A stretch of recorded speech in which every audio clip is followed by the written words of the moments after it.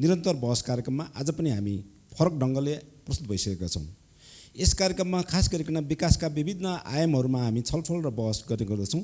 यही क्रममा आज भने हामी नयाँ सन्दर्भ र नयाँ प्रसङ्गका साथ उपस्थित भइसकेका छौँ। खास गरिकन हरेक जनजीवनलाई अहिले प्रभावित पार्ने सामाजिक सञ्जालको विषयमा हामी छलफल र बहस गर्नेछौँ।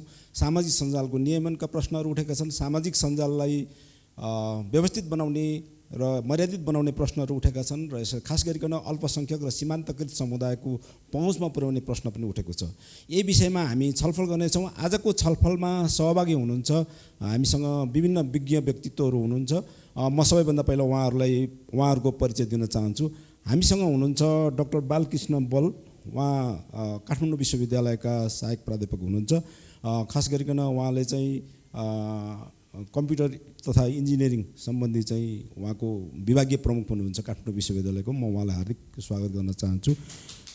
यसै गरिकन हामीसँग हुनुहुन्छ फोरम फर डिजिटल इक्वालिटीका कार्यकारी निर्देशक बाबुराम अर्याल, उहाँलाई पनि म कार्यक्रममा हार्दिक स्वागत गर्न चाहन्छु। उहाँ यसका विज्ञ हुनुहुन्छ। यसै गरिकन नेपाल पत्रकार महासङ्घका सचिव हुनुहुन्छ हामीसँग पवन आचार्य, उहाँ पनि यस सम्बन्धी विभिन्न अनुसन्धान गर्ने र यस सम्बन्धी कलम चलाइरहने बोलिरहने सञ्चारकर्मी हुनुहुन्छ पवन आचार्यजी, उहाँलाई पनि कार्यक्रममा हामी स्वागत गर्न चाहन्छु। र अर्का वक्ताको रूपमा हामीले विज्ञको रूपमा हामी आदिवासी अभियन्ता हुनुहुन्छ, खास गरिकन अधिवक्ता हुनुहुन्छ पेसाले चाहिँ आदिवासीको मानवाधिकार सम्बन्धी वकिल समूह लाहुर निपका उपाध्यक्ष हुनुहुन्छ अधिवक्ता दिनेश घले, म उहाँलाई कार्यक्रममा हार्दिक स्वागत गर्न चाहन्छु। कार्यक्रममा हामीसँग विभिन्न क्षेत्रका प्रतिनिधित्व गरेर यहाँ उपस्थित हुनुभएको छ। म सहभागीहरूलाई पनि म हार्दिक स्वागत गर्न चाहन्छु र तपाईँ दर्शकलाई पनि कार्यक्रममा हार्दिक स्वागत गर्न चाहन्छु। कार्यक्रमको सुरुमा हामी सामाजिक सञ्जालको अवधारणा के हो, सामाजिक सञ्जाल भनेको के हो र सामाजिक सञ्जालका के विषयहरू छन् भन्ने विषयमा छोटोमा प्रस्तुति राखिदिनको लागि म इन्डिजिनस टेलिभिजन र आइटिभी नेपालका सहकर्मी मायालु तामाङलाई म समय दिन्छु। उहाँको प्रस्तुतिपछि हामी छलफल र बहस गर्नेछौँ र हामी पहिला विज्ञमा जानेछौँ, त्यसपछि अडियन्सको पनि हामी कुराहरू सुन्नेछौँ। हाम्रो कार्यक्रम एकदम संक्षिप्त हुनेछ। सबैभन्दा पहिला म मायालु तामाङ, प्लिज। सूचना र प्रविधिको विकाससँगै सुरु भएको सामाजिक सञ्जाल हामी सबैको जीवनशैलीको एक अभिन्न अङ्ग बनेको छ। सूचना प्रवाह, सामाजिक अन्तर्क्रिया तथा सञ्चारका लागि सामाजिक सञ्जालरूपी डिजिटल स्पेसको प्रयोग गर्नेको सङ्ख्या हरेक दिन बढ्दो छ। पछिल्लो तथ्याङ्क अनुसार नेपालमा इन्टरनेटको विस्तार 90% नागरिकमा पुगेको छ। फेसबुक, ट्विटर, इन्स्टाग्राम, टिकटक लगायतका सामाजिक सञ्जालहरूको प्रयोगले सूचना तथा सञ्चारको क्षेत्रमा सकारात्मक योगदान दिएको भए तापनि यसको नकारात्मक पक्ष बिस्तारै झाँगिँदै गएको छ। अनुसन्धान प्रतिवेदन अनुसार 17% बालबालिका साइबर बुलिङको मारमा परेका छन्। यसबाहेक पनि अन्य धेरै नकारात्मक पक्ष सार्वजनिक भइरहेका छन्। यसै कारण सामाजिक सञ्जाललाई व्यवस्थित, मर्यादित र सुरक्षित बनाउन जरुरी भएको छ। सरकारले सामाजिक सञ्जाललाई नियमन गर्न पटक पटक प्रयास गरेको छ, तर पनि अझैसम्म चाहिँ सर्वस्वीकृत मापदण्ड लागू गर्न सकिएको छैन।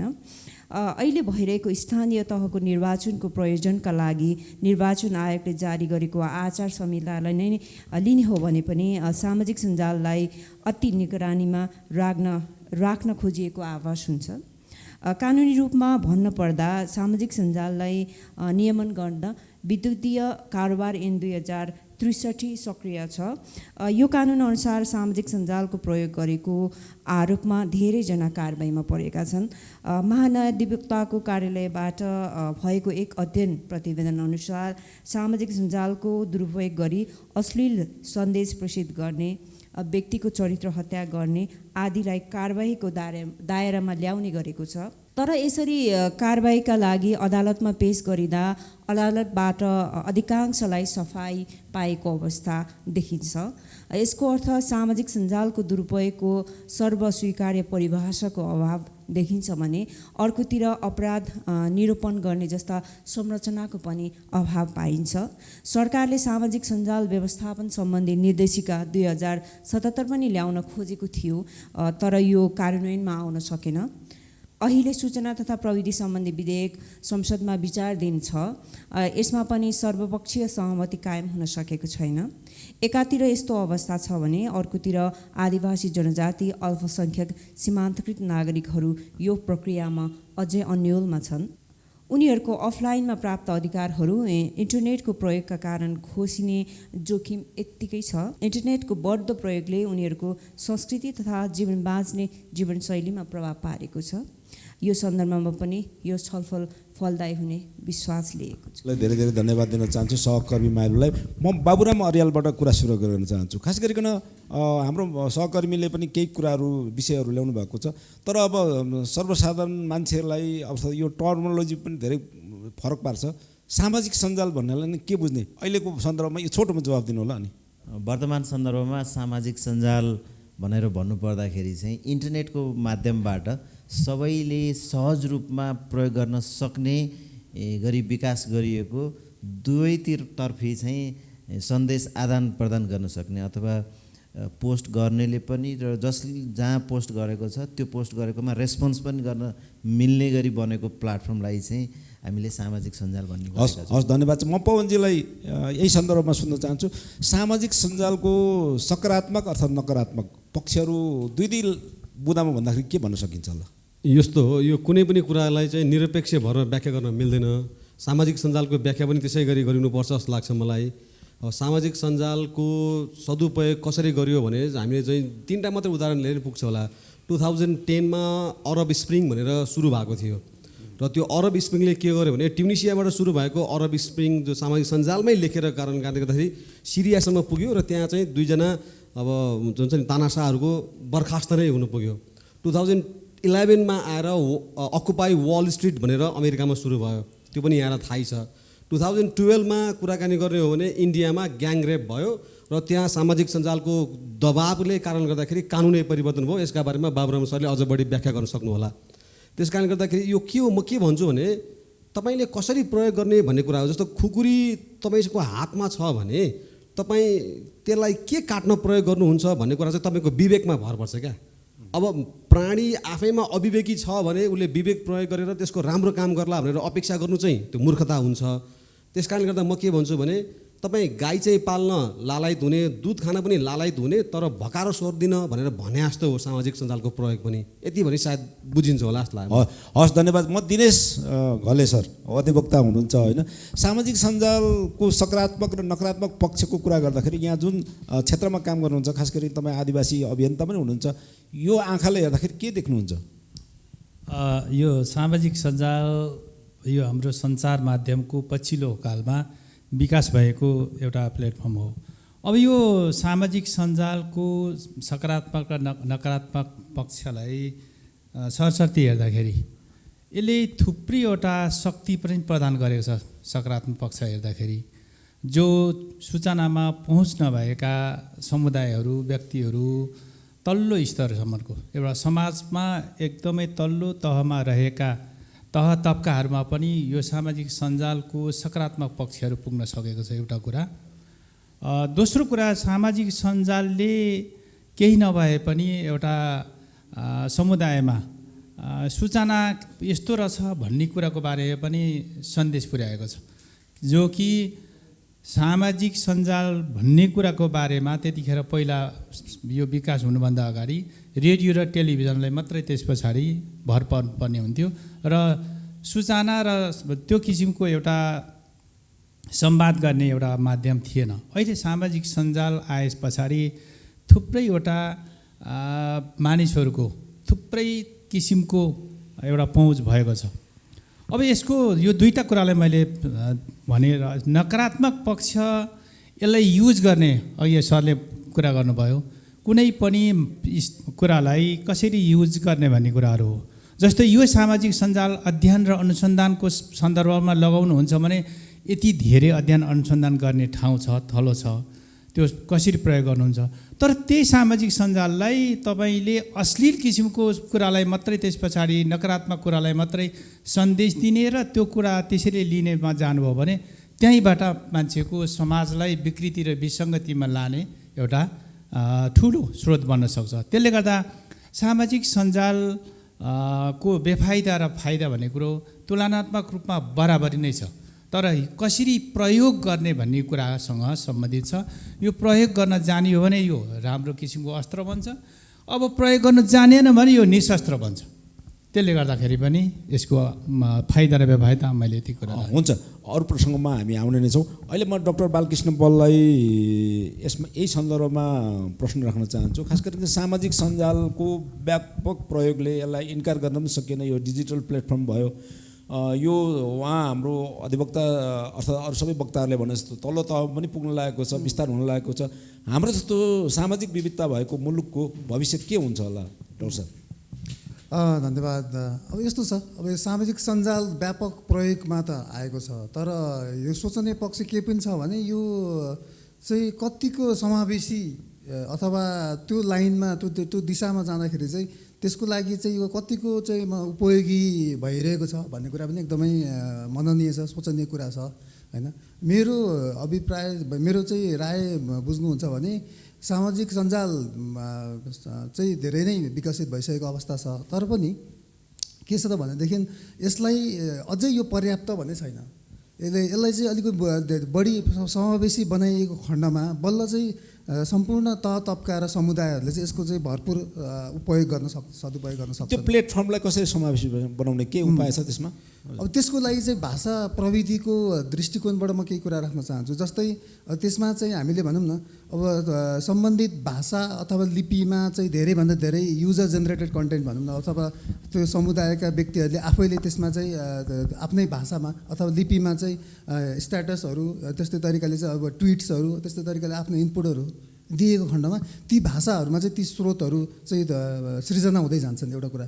अर्को कुरा चाहिँ के छ भनेदेखि अब भनौँ न, अब दृष्टिविहीनहरू अथवा चाहिँ मतलब कान सुन्न समस्या भएकाहरू यस्तो समुदायहरूलाई पनि हामीले त्यस्तै किसिमको चाहिँ सामाजिक सञ्जाल प्रयोग गर्नको लागि चाहिँ हामीले सुविधाहरू चाहिँ सृजना गर्न सकेको खण्डमा ती समुदायहरूले पनि त्यो चाहिँ सामाजिक सञ्जालको जसरी अन्य समुदायहरूले चाहिँ सबल समुदायहरूले जसरी चाहिँ एक किसिमको फाइदा लिएका छन्, ती समुदायहरूले पनि यसबाट फाइदा लिन सक्छन्। हस्, म बाबुराम सरलाई यही विषयमा उहाँले जुन कुरा प्रसङ्ग उठाउनु भएको छ, अब सामाजिक सञ्जाललाई समावेशीकरण गर्न आवश्यक छ भन्ने सन्दर्भ छ, यो कसरी गर्न सकिन्छ तपाईँको आफ्नो भनाइ राखिदिन अनुरोध गर्छु। त्यसपछि म फ्लोरमा जान्छु, प्लिज। धन्यवाद। समावेशीकरण भन्ने विषयवस्तु चाहिँ एकदमै महत्त्वपूर्ण विषय कसरी हुन्छ भने हामी भन्नु त पहिला 4 जात 36 वर्ण भनिन्थ्यो, बिस्तारै हामी डिफ्रेन्टली पनि भनिराखेका छौँ। हामी 100 जति विभिन्न जात जाति समुदायहरू छन्, हामी यति सानो नेपालमा पनि भन्ने छौँ। अब मातृभाषाको महत्त्व शिक्षामा छ। शिक्षामा सुरुका एलिमेन्ट्री स्कुलहरूमा चाहिँ मातृभाषामा पाठ्यपुस्तक हुनुपर्ने, मातृभाषामा स्कुल जान पाउनुपर्ने भने जस्तै गरी यो प्लेटफर्म पनि ज्ञानको भण्डार हो। हामीले अहिले खास गरी यो पछिल्लो चाहिँ कोभिड-19 पछिको परिवेशमा हेर्ने हो भने साना बालबालिका, नर्सरीका बालबालिका, 1 कक्षाका बालबालिका पनि इन्टरनेटमा प्लेटफर्ममा आए। त्यसले गर्दाखेरि चाहिँ यो सिकाइको हिसाबबाट हेर्ने भने यो एकदमै महत्त्वपूर्ण प्लेटफर्म भएको कारणले गर्दाखेरि अब सिकाइ कहाँ कसरी हुन्छ त भनेको हामी घरबाट सिक्न सुरु गर्छौँ, बच्चालाई घरबाट सिक्न सुरु गर्छौँ भने जस्तै गरी विभिन्न समुदाय छ, विभिन्न भाषा छ, सुरुमा आफ्नो मातृभाषा सिकेको हुन्छ भने जस्तै गरी चाहिँ यो जति धेरै अघि बल सरले पनि भन्नुभयो युजर कन्टेन्ट भन्नुभयो, जति धेरै चाहिँ प्रयोगकर्ताको आफ्नो कन्टेन्ट भयो त्यति धेरै सिकाइमा, उन्नत सिकाइमा यसले योगदान पुर्याउँछ। त्यसै गरी आफ्नो भाषामा अझ अहिले पछिल्लो समयमा भन्ने हो भने टेक्स्टभन्दा भिडियो कन्टेन्टले प्रभावकारी भूमिका राख्छ। हामी युट्युबमा राखिएको भिडियोबाट जति ज्ञान हासिल गर्छौँ त्यसै गरी त्यो अनलाइन पत्रिका भन्छौँ नि हामी, टेक्स्टमा त्यसले प्रभाव नपार्न सक्छ। 1 मिनटको भिडियोले, 2 मिनटको भिडियोले अथवा एउटा फोटोले, एउटा तस्बिरले जुन प्रभाव पार्छ त्यो प्रभाव चाहिँ टेक्स्टले नपार्न सक्छ। त्यस कारणले गर्दाखेरि यो प्लेटफर्म आफैमा इन्क्लुसिभ हो। हामी मल्टी स्टेक होल्डर प्लेटफर्म भन्छौँ, multi stakeholder platform internet भन्छौँ। यसमा जो पनि आउँछ, जो पनि कनेक्ट हुन्छ, एकजनाले मात्रै यसलाई चाहिँ म्यानेज गर्न सक्दैन। हामी इन्टरनेट गभर्नेन्सको पर्सपेक्टिभबाट कुरा गर्दाखेरि के भन्छौँ भने सबै किसिमका समुदाय सबै किसिमका सरकारवालाहरू चाहिँ एउटा प्लेटफर्ममा आएर अनि बल्ल यो सुन्दर हुन्छ भनेको जस्तै भाषाका कुराहरू, त्यसपछि आफ्ना धर्मका कुराहरू होलान्, विभिन्न कुराहरू होलान्, यी सबै कुराहरू चाहिँ प्रयोगकर्ताले जेनेरेट गर्ने। जस्तो अहिले हामी विकिपेडिया भन्छौँ, नेपालीमा पनि विकिपेडिया, नेपाल भाषामा पनि विकिपेडियाहरू बिल्ड भएको छ। त्यसले गर्दाखेरि जति धेरै चाहिँ रैथाने एउटा शब्दावली पनि हामीले यो प्रयोग गर्दै आएको छौँ। जति धेरै रैथाने चिजहरू, चाहे त्यो खानेकुराको होस्, चाहे त्यो भाषाको होस्, चाहे त्यो सामाजिक सद्भावका कुराहरू, यी सबै कुराहरूलाई चाहिँ हामीले बिल्ड बनाउँदै त्यो सेयर गर्दै गयो भने चाहिँ यो मोर इन्क्लुसिभ बनाउन सकिन्छ। यो समावेशी इन्डिजिनियसको समावेशिताको पर्सपेक्टिभबाट पनि हेर्ने भने पनि त्यही हिसाबबाट चाहिँ सहभागी गराउनु पर्यो। यो प्लेटफर्ममा जति धेरै सहभागिता हुन्छ त्यति धेरै यो समावेशी हुँदै जान्छ जस्तो लाग्छ मलाई। हस्, धन्यवाद। म सहभागीहरू हुन जान्छु। सहभागीहरू एक दुईवटा प्रश्न राख्दिन म अनुरोध गर्दछु। हजुर। स्यौ नमस्कार, म गौतम सुनवार, म ओखलढुङ्गा हो मूल घर। अहिले सुनवार सेवा समाजमा पनि आबद्ध छु। सन्दर्भ चाहिँ यो डिजिटल मिडियाको कुरा आयो, तर इन्डिजिनियस पर्सपेक्टिभबाट हेर्दाखेरि चाहिँ यो सिस्टमेटिक रूपमा बहिष्करण गरेको अवस्था छ भन्छौँ हामी चाहिँ। अहिले त्यो चाहिँ के हो भने हिजो राज्यले गोर्खा मात्रै भाषा हुनुपर्छ भनेर जसरी लादेको थियो, अहिले आयो सामाजिक सञ्जालमा। तर सामाजिक सञ्जालमा चाहिँ राज्यले के गर्यो भने हरेक कुरा चाहिँ डिजिटाइज गर्यो। त्यो चाहिँ अहिले तपाईँहरूले हेर्नुभयो भने खस भाषाको देवनागरीमा छ र तपाईँ जनसम्ममा तल्लो तहसम्म पुग्छ भन्नुभयो। यो चाहिँ राज्यको तर्फबाट चाहिँ पुगेको छैन। म सुनवार भाषाको आफ्नै लिपि छ, आफ्नै भाषा छ। मेरो भाषाबाट मैले चाहिँ पञ्जीकरणमा दर्ता गर्नु पर्यो अथवा कुनै कुरामा गर्नु पर्यो भने त्यो म सक्दिनँ। अब यो बहिष्करण भयो कि भएन? राज्यले एउटा एकतर्फबाट चाहिँ समावेशी छ भन्नुहुन्छ, हेर्ने दृष्टिकोण अलिकति फरक हुनुपर्छ होला भन्ने। एकातिर हामी भाषा संस्कृतिको कुरामा समावेशीको कुरा गर्छौँ, राज्यले नीति लिएको छ र राज्यले अहिले के नीति लियो भने अहिले तपाईँको चाहिँ पासपोर्ट बनाउँदा अनिवार्य चाहिँ अनलाइन फर्म भर्नु लाउँछ। तर त्यो अनलाइन फर्म भर्दा सुनवार भाषामा त छैन। म बहिष्करण पऱ्यो कि पनि मेरो अधिकार प्रयोग भयो कि भएन?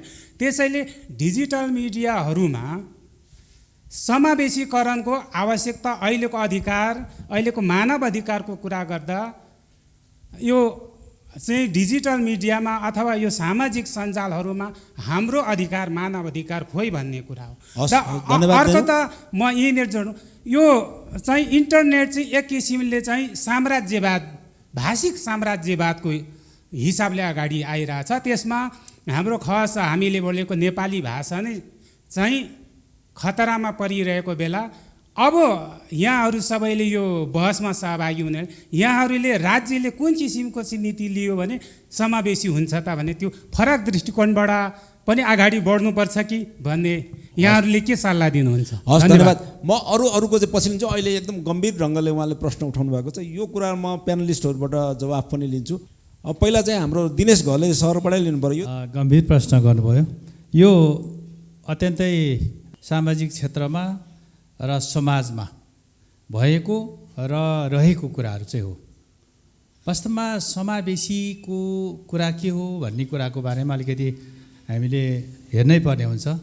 समावेशीको सिद्धान्त वास्तवमा समान हैसियत नभएका तह र तबका समुदायहरूलाई सो हैसियतमा पुर्याउनको लागि आवश्यक मापदण्ड बनाएर लाने प्रक्रियालाई समावेशी सिद्धान्त भनिन्छ। अब यो राज्यको नीतिगत कुराहरू त तपाईँहरूले राम्ररी थाहा छ।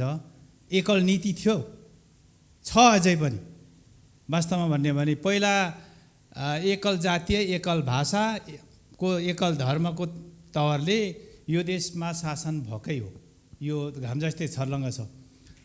अब यो त्यो सोचलाई 2063 सालको संविधानले पनि केही हदसम्म त्यसलाई नियन्त्रण गर्ने अथवा त्यसलाई परिमार्जन गर्ने, संशोधन गर्ने राज्यले नीति पनि लियो।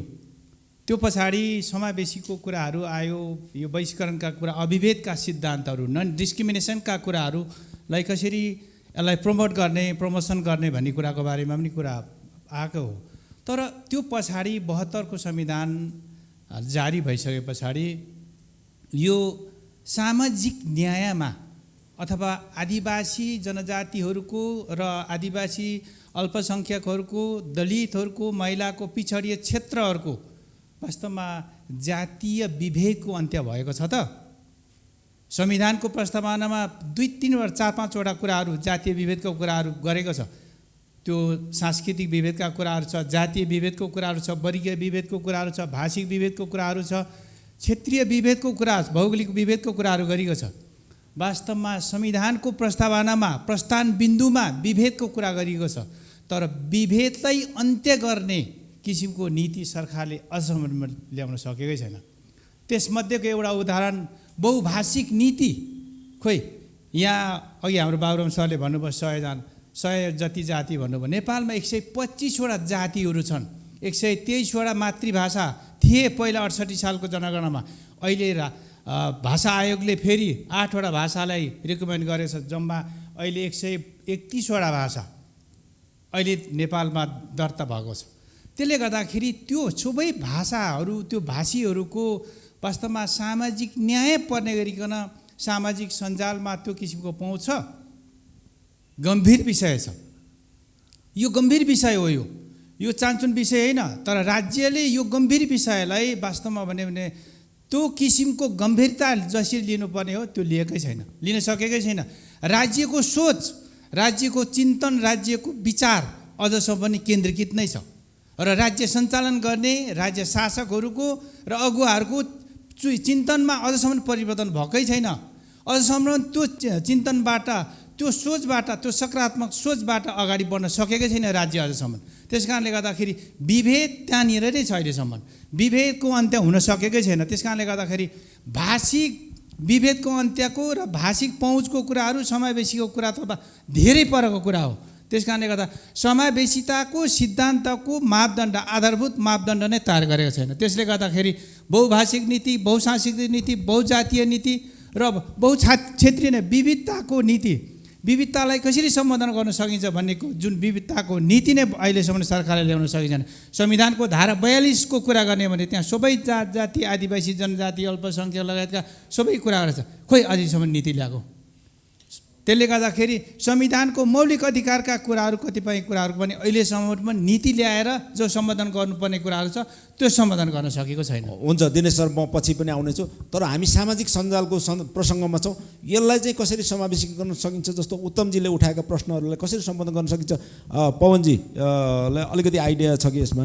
हजुर, यस्तो हो, अब यसमा चाहिँ प्रविधिको विकास सँगसँगै अब हामी कस्तो मुलुकमा छौँ भन्ने पनि याद गर्नुपर्छ होइन। किनभने चाइनाले आफ्नै सोसल प्लेटफर्म बनाएको छ क्या। उसले चाइनिजहरू विश्वभर जाँदाखेरि पनि उनीहरू WeChat मार्फत त्यहाँबाट चाहिँ पैसा कुराकानी गर्छन्, पैसा ट्रान्सफर पनि त्यसै गर्छ। प्रविधिको विकासको चाहिँ हामी साक्षी मात्रै भएका छौँ र त्यो प्रविधिको विकासको गतिसँग हामी हिँड्न नसकेको कारणले गर्दाखेरि चाहिँ यो अवस्था आएको हो होइन। अहिले पनि जुन अब नेपालीमा भाषामा मात्रै देवनागरीमा के आएको छ, अब त्यसको ट्रान्सलेसनको चाहिँ कुराहरूदेखि गर्नुपर्नेदेखि कुरा लिएर अब हाम्रो जुन खालको भाषिक विविधता, सांस्कृतिक बहुभाषिक मुलुक भएका कारणले गर्दाखेरि अब ती सोसियल प्लेटफर्महरूको युजर कति छ भन्ने कुराले नै अर्थ राख्छ त्यसमा चाहिँ। अब मेरो भाषा अथवा मेरो चाहिँ मौलिकताको चाहिँ त्यसमा किन प्रवेश भएन भन्ने कुरा चाहिँ त्यसको प्रयोग चाहिँ कतिले गर्छ। किनभने लास्टमा गएर हेर्ने भने त त्यसको काहीँ न काहीँ त कन्ज्युमरको कुरा हेर्दा त्यो त प्रफिटमै गएर जोडिने कुरा हो। त्यस कारणले गर्दाखेरि अब हामीले प्रयोग गर्दा फेरि यो इन्टरनेटको प्रयोग चाहिँ कस्तो हुन्छ भन्दाखेरि हामी एकदम विविधतामूलक भनेर भन्छौँ, तर इन्टरनेटले हामीलाई विविधता नै दिँदैन। इन्टरनेट चाहिँ तपाईँको के हुन्छ, अब यसमा अब हाम्रो डाक्टर साहबले बढी प्रकाश पार्नु होला, एल्गोरिदमले के भन्छ भने तपाईँले जस्तो जस्तो कन्टेन्ट हेर्नुहुन्छ तपाईँले त्यस्तै कन्टेन्टमा मात्रै फिड पाइन्छ कि तपाईँलाई। तपाईँले other side of the story थाहा पाउनु पऱ्यो भने तपाईँ लामो समयसम्म चाहिँ सोसियल साइटको तपाईँ यदि युजर हो भने तपाईँले अर्को साइडको स्टोरी थाहा नै पाउनुहुन्न। तपाईँलाई इन्टरनेटको प्रयोग भने हामीले चाहिँ कसरी गर्ने भन्ने पनि एकदम ध्यान दिनुपर्छ। र यो एकदमै 100 प्रश्न हो कि अब मैले मेरो चाहिँ मातृभाषामा कमेन्ट लेख्न पाउने, मैले त्यसमा चाहिँ अब आफ्नो विचारहरू पोख्न पाउने अवस्था चाहिँ हुनुपर्छ, त्यो चाहिँ हो। तर यो हुनु नसकिरहेको अवस्था किन हो भन्दाखेरि पनि अब हाम्रोमा अहिले त्यसको प्रयोग छ। अब तपाईँले नै दिनुभएको डेटामा पनि के भन्छ भने 90% पपुलेसन चाहिँ इन्टरनेटको पहुँचमा छ भनेर भनिएको छ। तर त्यो 90% पपुलेसनले प्रयोग गर्ने इन्टरनेट चाहिँ के हो त? फेसबुक मात्रै हो त होइन? त्यस कारणले गर्दाखेरि हाम्रा प्लेटफर्महरूलाई बहुभाषिक बनाउनका लागि चाहिँ हामीले यहीँभित्र पनि त्यो प्रविधिको उच्चतम विकास गर्न सक्नुपर्छ। र यसको लागि अघि घले सरले भन्नुभएको जस्तो सरकारले नीति बनायो भने चाहिँ हुन्छ। त्यही भएर त तपाईँले युट्युब यहाँ दर्ता भएको छ, गुगल दर्ता भयो, त्यसै गरी अरू सोसियल प्लेटफर्महरू पनि यहाँ दर्ता भएर यहाँको भाषा भाषीको पनि त्यो चाहिँ अप्सनमा त्यो राखिदिनुपर्छ भनेर चाहिँ सरकारले भन्न सक्ने अवस्था चाहिँ हुन्छ। अब मलाई त्यो भाषा बोल्न आउँदैन, त्यस कारणले गर्दाखेरि मैले त्यो अरू भाषामा लेखेको कुराको प्रभावकारिता त्यति नै हुँदैन भनेर जबसम्म मलाई लाग्छ भने त त्यो त म त स्वतः चाहिँ बहिष्करणमा परिहालेँ नि त। त्यो चाहिँ हो। तर यसलाई के गर्नु पऱ्यो भने यसको लागि चाहिँ अब यो हामीले जुन अब नियमन गर्ने हो कि नियन्त्रण गर्ने हो भन्ने कुरा चाहिँ त्यसको फेरि अर्को विषय होला। तर त्यसको जुन खालको विविधतायुक्त हुनुपर्छ तपाईँको सोसियल प्लेटफर्महरू त्यो चाहिँ छैन। अलिकति यसलाई मैले चाहिँ उहाँहरूभन्दा अलिक फरक दृष्टिकोणबाट चाहिँ यसलाई लिन चाहेँ। इन्टरनेट चाहिँ मैले अघि पनि भने यो मल्टी स्टेक होल्डर प्लेटफर्म हो र यसमा सबै किसिमका सरकारवालाहरू जमघट हुन्छन् र यसले यति सजिलोसँग जस्तो मानौँ न अघि सुनुवार भाषाको प्रसङ्ग निस्क्यो। सुनुवार भाषामा यदि तपाईँ कुनै तालिम दिन चाहनुहुन्छ भने कुनै एउटा तालिम तयार गर्नुहोस्, युट्युबमा अपलोड गर्नुहोस्, तालिम तयार गर्नुहोस्, फेसबुकमा अपलोड गर्नुहोस्। यसले त झन् अवसर दियो नि। अहिलेसम्म तपाईँहरू जो भाषा अभियन्ता हुनुहुन्छ कतिवटा भिडियो युट्युबमा अपलोड गर्नुभयो भन्नुहोस् त मलाई? कतिवटा खाना पकाउने पाकशाला जुन सुनुवार भाषामा छ त्यो सेयर गर्नुहोस् त? गर्नुभएको छैन नि। राइट्स पर्सपेक्टिभबाट सर्टेन कुराहरू राज्यसँग माग्ने कुराहरू होला, तर कम्युनिटी स्तरमा समुदाय स्तरमा चाहिँ के पहल गरियो त्यो पनि महत्त्वपूर्ण हुन्छ। यो सामाजिक सञ्जालले अथवा इन्टरनेटले चाहिँ समुदायलाई सहभागिताको लागि उच्च अवसर दिएको छ। त्यसै कारणले गर्दाखेरि अहिले यो सोसल तर यसैमा होला नि त डिजिटल साक्षरताको म आउँदैछु त्यसमा। त्यस कारणले गर्दाखेरि चाहिँ प्रयोगको हिसाबबाट भन्नुहुन्छ भने यो एकदमै समावेशी प्रयोग छ। अब यसको केही डिजाइनका टेक्नोलोजिकल कुराहरू हुन्छन्। अघि पवनजीले अल्गोरिदमको कुरा गर्नुभयो। म कानुन व्यवसायी भएको कारणले गर्दाखेरि अल्गोरिदमको डिटेलमा म जान्न चाहन्न। हाम्रो बल सरको चाहिँ त्यो भाषा टेक्नोलोजी नै भएको कारणले गर्दाखेरि उहाँ भन्नुहोला। तर यो आइक्यान जो डोमेन नेम सिस्टम छ, यो इन्टरनेटको जुन एउटा ग्लोबल स्ट्रक्चर छ ICANN, internet corporation on assign name and numbers, उसले विभिन्न भाषाहरूमा पहल गरिराखेको छ। जस्तै न्यू ब्राह्मीमा बल सरहरूले पनि केही कन्ट्रिब्युट गर्नुभएको छ। यसले इन्टरनेसनलाइज डोमेन नेम सिस्टम आइडियन भनेर चाहिँ फरक फरक भाषामा फरक फरक लिपिमा चाहिँ इन्टरनेटमा प्रवेश गर्न सक्ने प्लेटफर्ममा कन्ट्रिब्युट गरिराखेको छ। यदि हामीहरू त्यस्तो कुनै भाषाको छ भने आइक्यानसँग सहकार्य गरेर थप कन्ट्रिब्युट गरेर चाहिँ एउटा यसलाई चाहिँ एक्सपान्ड गर्न सक्ने अवसर पनि छ। यदि त्यस्तो छ भने हामी पहल पनि गरौँला। र समस्या चाहिँ यहाँ अलिकति बिजनेस भर्सेस राइट्सको पनि देखिन्छ होइन। जस्तो अहिले हामी धेरै कुरा गर्छौँ, युट्युबको कुरा गर्छौँ, फेसबुकको कुरा गर्छौँ, उनीहरू कमर्सियल इन्टिटी हो, उनीहरू राज्य होइनन्। त्यस कारणले गर्दाखेरि उनीहरूले बिजनेस पर्सपेक्टिभबाट हेर्छ। त्यो हिसाबबाट हेर्दाखेरि हामी बिजनेस कति दिन सकेका छौँ, बिजनेस कति। अब त्यसो हो भने के बिजनेसकै हिसाबबाट मात्रै हेरिने हो त संसारका सबै कुराहरूलाई? होइन। त्यस कारणले गर्दाखेरि राइट्स पर्सपेक्टिभ पनि छ। त्यस कारणले गर्दाखेरि इन्टरनेटमा राइट्स प्रिन्सिपल पनि छ, राइट्सहरूको पर्सपेक्टिभहरू पनि छ। यो पर्सपेक्टिभमा म एकदमै राइट टाइम जस्तो लाग्यो। यो इन्टरनेट गभर्नेन्स फोरम भन्ने ग्लोबल फोरम पनि हुन्छ। एसिया पेसिफिक लेभलमा Asia Pacific regional internet governance forum भन्ने हुन्छ र नेपालमा पनि हामीले नेपाल इन्टरनेट गभर्नेन्स फोरम पनि सुरु गरेका छौँ। यो बहस जति हामीले धेरै गर्न सक्छौँ, बहसमा एजेन्डाहरू जति लिएर आउन सक्छौँ, अनि त्यसपछि बिस्तारै यसलाई चेन्ज लिएर आउन सक्छौँ। मैले एउटा यो इन्टरनेट गभर्नेन्स फोरमको चाहिँ एउटा फोरममा प्यारिसमा एउटा यस्तै खालको छलफल थियो। त्यसमा चाहिँ एकजना महिला साथीले कुरा गर्नुहुन्थ्यो अफ्रिकाको। अनि उहाँले के भन्नुभएको थियो भने बाई डिजाइन जब कुनै पनि टेक्नोलोजी डिजाइन गर्न बसिन्छ नि, त्यो टेक्नोलोजी डिजाइन गर्न बस्ने कन्ट्रिब्युटरहरूको आधारमा चाहिँ त्यसको उपयोगिताको राइट्स पर्सपेक्टिभ पनि झल्किन्छ भनेर उहाँले भन्नुभएको थियो। जस्तै उहाँ महिला हुनुहुन्थ्यो अनि त्यसपछि चाहिँ उहाँ नाइजेरियन हुनुहुन्थ्यो, अफ्रिकन हुनुहुन्थ्यो, ब्ल्याक कोट अनकोट ब्ल्याक हुनुहुन्थ्यो। अनि त्यसपछि उहाँले के भन्नुभयो भने फेसबुक कहाँ डेभलप डिजाइन भयो? अमेरिकामा। कसले डेभलप डिजाइन गर्यो? वाइट पिपलले। त्यसपछि कसले गर्यो? मेलले गर्यो। त्यस कारणले गर्दा यसको एल्गोरिदमको चाहिँ जुन माइन्ड सेट हुन्छ नि, यो western American perspective, capitalistic perspective, business perspective, male perspective, white perspective हुँदै गर्दाखेरि चाहिँ म अफ्रिकन, म महिला, म ब्ल्याक, यो पर्सपेक्टिभबाट चाहिँ यो डिजाइन नहुने भएको कारणले गर्दाखेरि चाहिँ यो बाई डिजाइन नै हामीले चाहिँ यदि चेक एन्ड ब्यालेन्स गर्न सक्यौँ, हामीले कन्ट्रिब्युसन गर्न सक्यौँ र यो टेक्नोलोजीको जुन इनबिल्ड क्यारेक्टर हुन्छ त्यसमा इन्टरभेन गर्न सक्यौँ भने अनि बल्लमा हामी फ्रेन्डली एउटा इन्क्लुसिभ चाहिँ टेक्नोलोजी बिल्डअप हुन्छ भन्ने कुरा उहाँले गर्नुभएको थियो। मलाई एकदमै त्यसले छोइरहेको छ, म बेला बेलामा भन्दै गर्छु। त्यस कारणले गर्दाखेरि हामी आफैले, जस्तो मैले अघि एक्जाम्पल दिएँ नि, नेपाल भाषामा विकिपिडियामा काम भएको छ।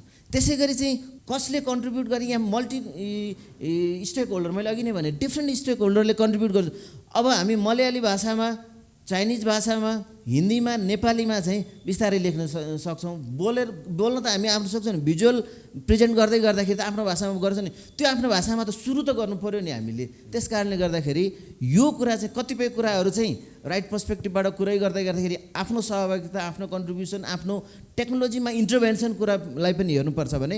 अर्को कुरा राज्य स्तरबाट हुने बहसहरूमा अथवा राज्य स्तरबाट हुने चाहिँ इन्टरभेन्सनहरूमा चाहिँ त्यो फिजिबिलिटीको हिसाबबाट अघि पवनजीले भन्नुभयो, हामी नेप्लिज कन्टेक्स्टको हिसाबबाट हेर्दाखेरि जस्तो .np भनेर हामीले प्रयोग गरिराखेका छौँ, .नेपाल भनेर देवनागरीमै प्रयोग गर्न सक्ने इन्टरनेसनल टेक्नोलोजी डेभलप भइसक्दाखेरि पनि हामीले त्यो लिन सकिराखेको छैनौँ।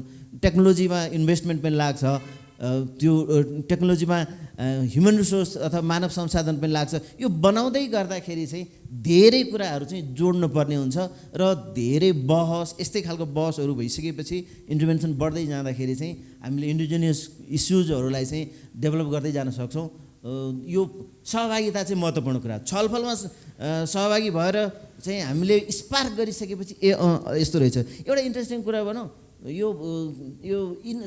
समावेशिताको कुरा गर्दाखेरि जुन हामीले फेसबुक हेरिराखेका छौँ नि, युट्युब हेरिराखेका छौँ नि, एउटा मानसिक स्वास्थ्यमा समस्या भएको मान्छेले रङका आधारले उनीहरू डिस्टर्ब हुन्छ। अहिलेको फेसबुक, अहिलेको युट्युब, अहिलेका वेबसाइटहरू, अनलाइन मिडियाका कुराहरू चाहिँ उनीहरूले हेर्ने बित्तिकै उनीहरूलाई डिस्टर्ब गर्छ। त्यस कारणले गर्दा यति धेरै इस्युजहरू छ कि जसलाई मेन्टेन गर्नुपर्ने, तर ती कुराहरू चाहिँ कमर्सियल कुराहरूले ओभरल्याप गर्छ भने राइट्स र बिजनेस, कमर्सियल यी सबै कुराहरूलाई व्यवस्थित गर्नको लागि चाहिँ विभिन्न पहल जरुरी छ जस्तो लाग्छ। र इन्टरनेट चाहिँ इन्क्लुसिभ छ, बाइ क्यारेक्टर सहभागी हुन सकिन्छ। यसलाई सदुपयोग गर्न चाहिँ थालौँ जस्तो लाग्छ। धन्यवाद। डक्टर साहब, हजुर यही विषयमा अब हाम्रो सबैको चाहना चाहिँ आफ्नै लिपि, आफ्नै भाषामा चाहिँ प्रविधिहरू प्रयोग गर्न पाइयोस् भन्ने त स्वाभाविक पनि लाग्छ मलाई। तर एउटा बुझ्नुपर्ने पाटो चाहिँ के छ भने संसारको जति पनि लिपि अथवा भाषाहरू छन् तिनीहरूलाई चाहिँ कम्प्युटरले बुझ्ने हिसाबले चाहिँ एउटा त्यसलाई चाहिँ फेसिलिटेट गर्नको लागि unicode.org भन्ने एउटा संस्था छ हैन। र उसले चाहिँ त्यो कुनै पनि भनौँ न सामाजिक सञ्जाल मात्र नभएर कुनै पनि प्रविधि, कम्प्युटर प्रविधिमा चाहिँ त्यो भाषाको वर्णहरू, त्यो भाषाको चाहिँ टेक्स्टहरू अथवा त्यो भाषाको जुनसुकै सिम्बल्सहरू बुझ्नको लागि चाहिँ एउटा उसले चाहिँ युनिकोडको एउटा सपोर्ट नभइकन चाहिँ त्यो सम्भव छैन। अहिले हेर्दाखेरि नेपालमा प्रयोग हुने जम्मै 3टा लिपिहरूको लागि मात्रै त्यो सपोर्ट, युनिकोड सपोर्ट पाइन्छ, जसमा चाहिँ एउटा देवनागरी लिपि भयो, त्यसमा नेपाली लगायतका अन्य भाषाहरूमा चाहिँ हामी प्रयोग गर्न सक्छौँ भने त्यस्तै तरिकाले नेपाल भाषा जुन चाहिँ नेवा लिपि भन्ने छ र लिम्बू लिपि छ।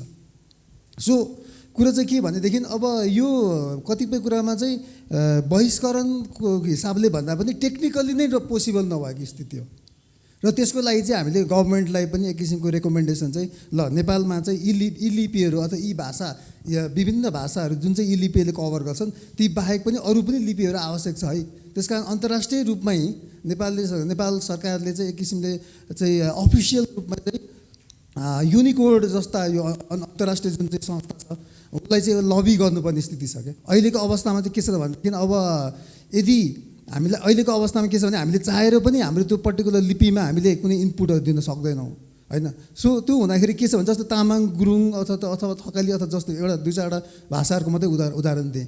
अब हामीले आफ्नै भाषा त्यही लिपिमै हामी के अरे इनपुट दिन चाहन्छौँ भन्ने हिसाबले त अहिले त टेक्निकली नै पोसिबल भएन।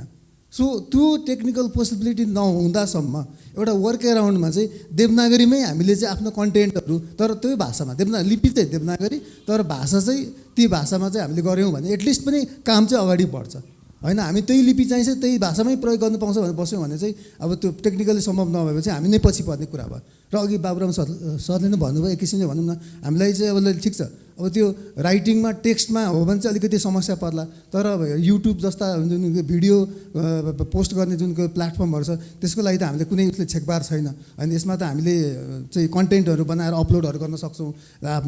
इभन विकिपेडिया पनि त्यो पर्टिकुलर भाषामा कन्टेन्टहरू तयार पार्न सक्छौँ। त्यस कारण यसमा कतिपय कुरामा चाहिँ जुन कुरा सम्भव छ त्यसलाई अगाडि बढाउँ र जुन कुरा सम्भव छैन हामीले चाहिँ त्यही अहिले उपलब्ध लिपिहरू र उपलब्ध युनिकोड सपोर्टलाई नै युटिलाइज गर्दै सदुपयोग गर्दै अगाडि बढ्न चाहिँ हुन्छ। डाक्टर साहबलाई धेरै धेरै धन्यवाद छ। खास गरिकन यो डिजिटल राइट्सको कुरा गर्दाखेरि हामी एउटा मात्रै सन्दर्भ एउटा मात्रै विषयवस्तु भन्दा पनि यो विविध विषयहरू खास गरिकन यो भाषाको अधिकारको कुरा लिपिको अधिकारको कुरा र अन्य अभिव्यक्ति स्वतन्त्रताको कुरा र अरू अन्य आयामहरूमा पनि हामी छलफल गर्नुपर्ने हुन्छ। र आजको छलफलमा हामीले भाषा र लिपिको सन्दर्भमा अहिले कुरा गरिसकेका छौँ। यस सन्दर्भमा केही सन्दर्भ आवाजहरू छन् भने महिलालाई पहिला दिन कि महिलाहरू कोही हुनुहुन्न? मेरो प्रश्न छ सामाजिक सञ्जाल वा भनौँ डिजिटल प्लेटफर्महरूमा चाहिँ आदिवासीको अफलाइन भएका अधिकार खोज्नु हुँदैन भन्ने कुरा चाहिँ मैले सुनेको थिएँ होइन। तर आदिवासीको भूमि भूभाग र भूक्षेत्रहरूमा ठुला दात्री संस्थाहरूको लगानीमा इन्टरनेटको विस्तार भइरहेको छ र यसले उनीहरूको जीवनशैली कस्तो होला के अब राउटेलाई स्मार्ट मोबाइल दिएर अब सामाजिक सञ्जालकै कुरा आएको भएर चाहिँ मैले यो प्रश्न राख्न चाहेँ। राउटेहरूलाई चाहिँ स्मार्ट मोबाइल दिएर उनीहरूको जीवनशैली खलबलाउने हो कि वा भनौँ जसरी अहिले बाँचिरहेका छन् त्यसरी नै पो बाँच्न दिने हो कि यो प्रश्नको जवाफ चाहिँ जसले दिनुभयो नि हुन्छ उहाँहरू सबैलाई धन्यवाद। हस् धन्यवाद। अब राउटेलाई स्मार्टफोन दिने हो कि उनीहरूको जीवनशैलीलाई बचाएर राख्ने हो अहिलेको जीवनशैलीलाई? अब जीवनशैली बचाउन पनि जरुरी छ तर फेरि जुन चाहिँ ग्लोबल डेभलपमेन्ट छ त्यसबाट पनि विमुख गरियो भने चाहिँ फेरि उनीहरू त्यही स्टेजमा नै बसिराख्ने स्थिति भयो होइन।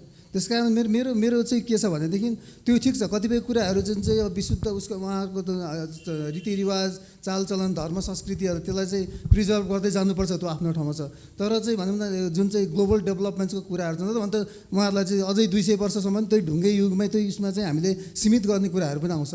त्यस कारण ह्यान्ड इन ह्यान्ड जानुपर्छ जस्तो लाग्छ यो कुराहरू। बाबुराम सरले यसको जवाफ अलिकति दिनुहुन्छ कि? यस्तो छ यो अपर्च्युनिटी हो कि जुन डिजिटल प्लेटफर्मले दिएको अपर्च्युनिटी हामी सदुपयोग गर्ने कि नगर्ने विज्ञानले दिएको अवसरलाई सदुपयोग गर्ने कि नगर्ने अङ्ग्रेजीमा एउटा लिपफ्रग अपर्च्युनिटी भन्छ कि त्यो भ्यागुताले जम्प गरेको जस्तो गरेर चाहिँ त्यो जेनेरेसनलाई नै जम्प गरेर चाहिँ अवसर लिन सकिने अवस्था छ भने किन नलिने भन्ने कुरा पनि हो कि जस्तो हामी राउटे हौ त्यस कारणले गर्दाखेरि तिमीहरूको चाहिँ सीमा यति हो योभन्दा बढी चाहिँ विज्ञानको चाहिँ प्रतिफल तिमीहरूले लिनु जरुरी छैन भनेर हामीले भन्नु पनि जरुरी छैन जस्तो लाग्छ। सम्भव भएसम्म विज्ञानले दिएको अवसर सदुपयोग गर्ने हो। यदि यो हुँदैन थियो भने यो चाहिँ मानव सभ्यता विकास हुँदैन थियो किनभने हामीले पनि त फरक किसिमको चाहिँ सभ्यता चाहिँ अभ्यास गरेर यहाँ आएको हो नि त।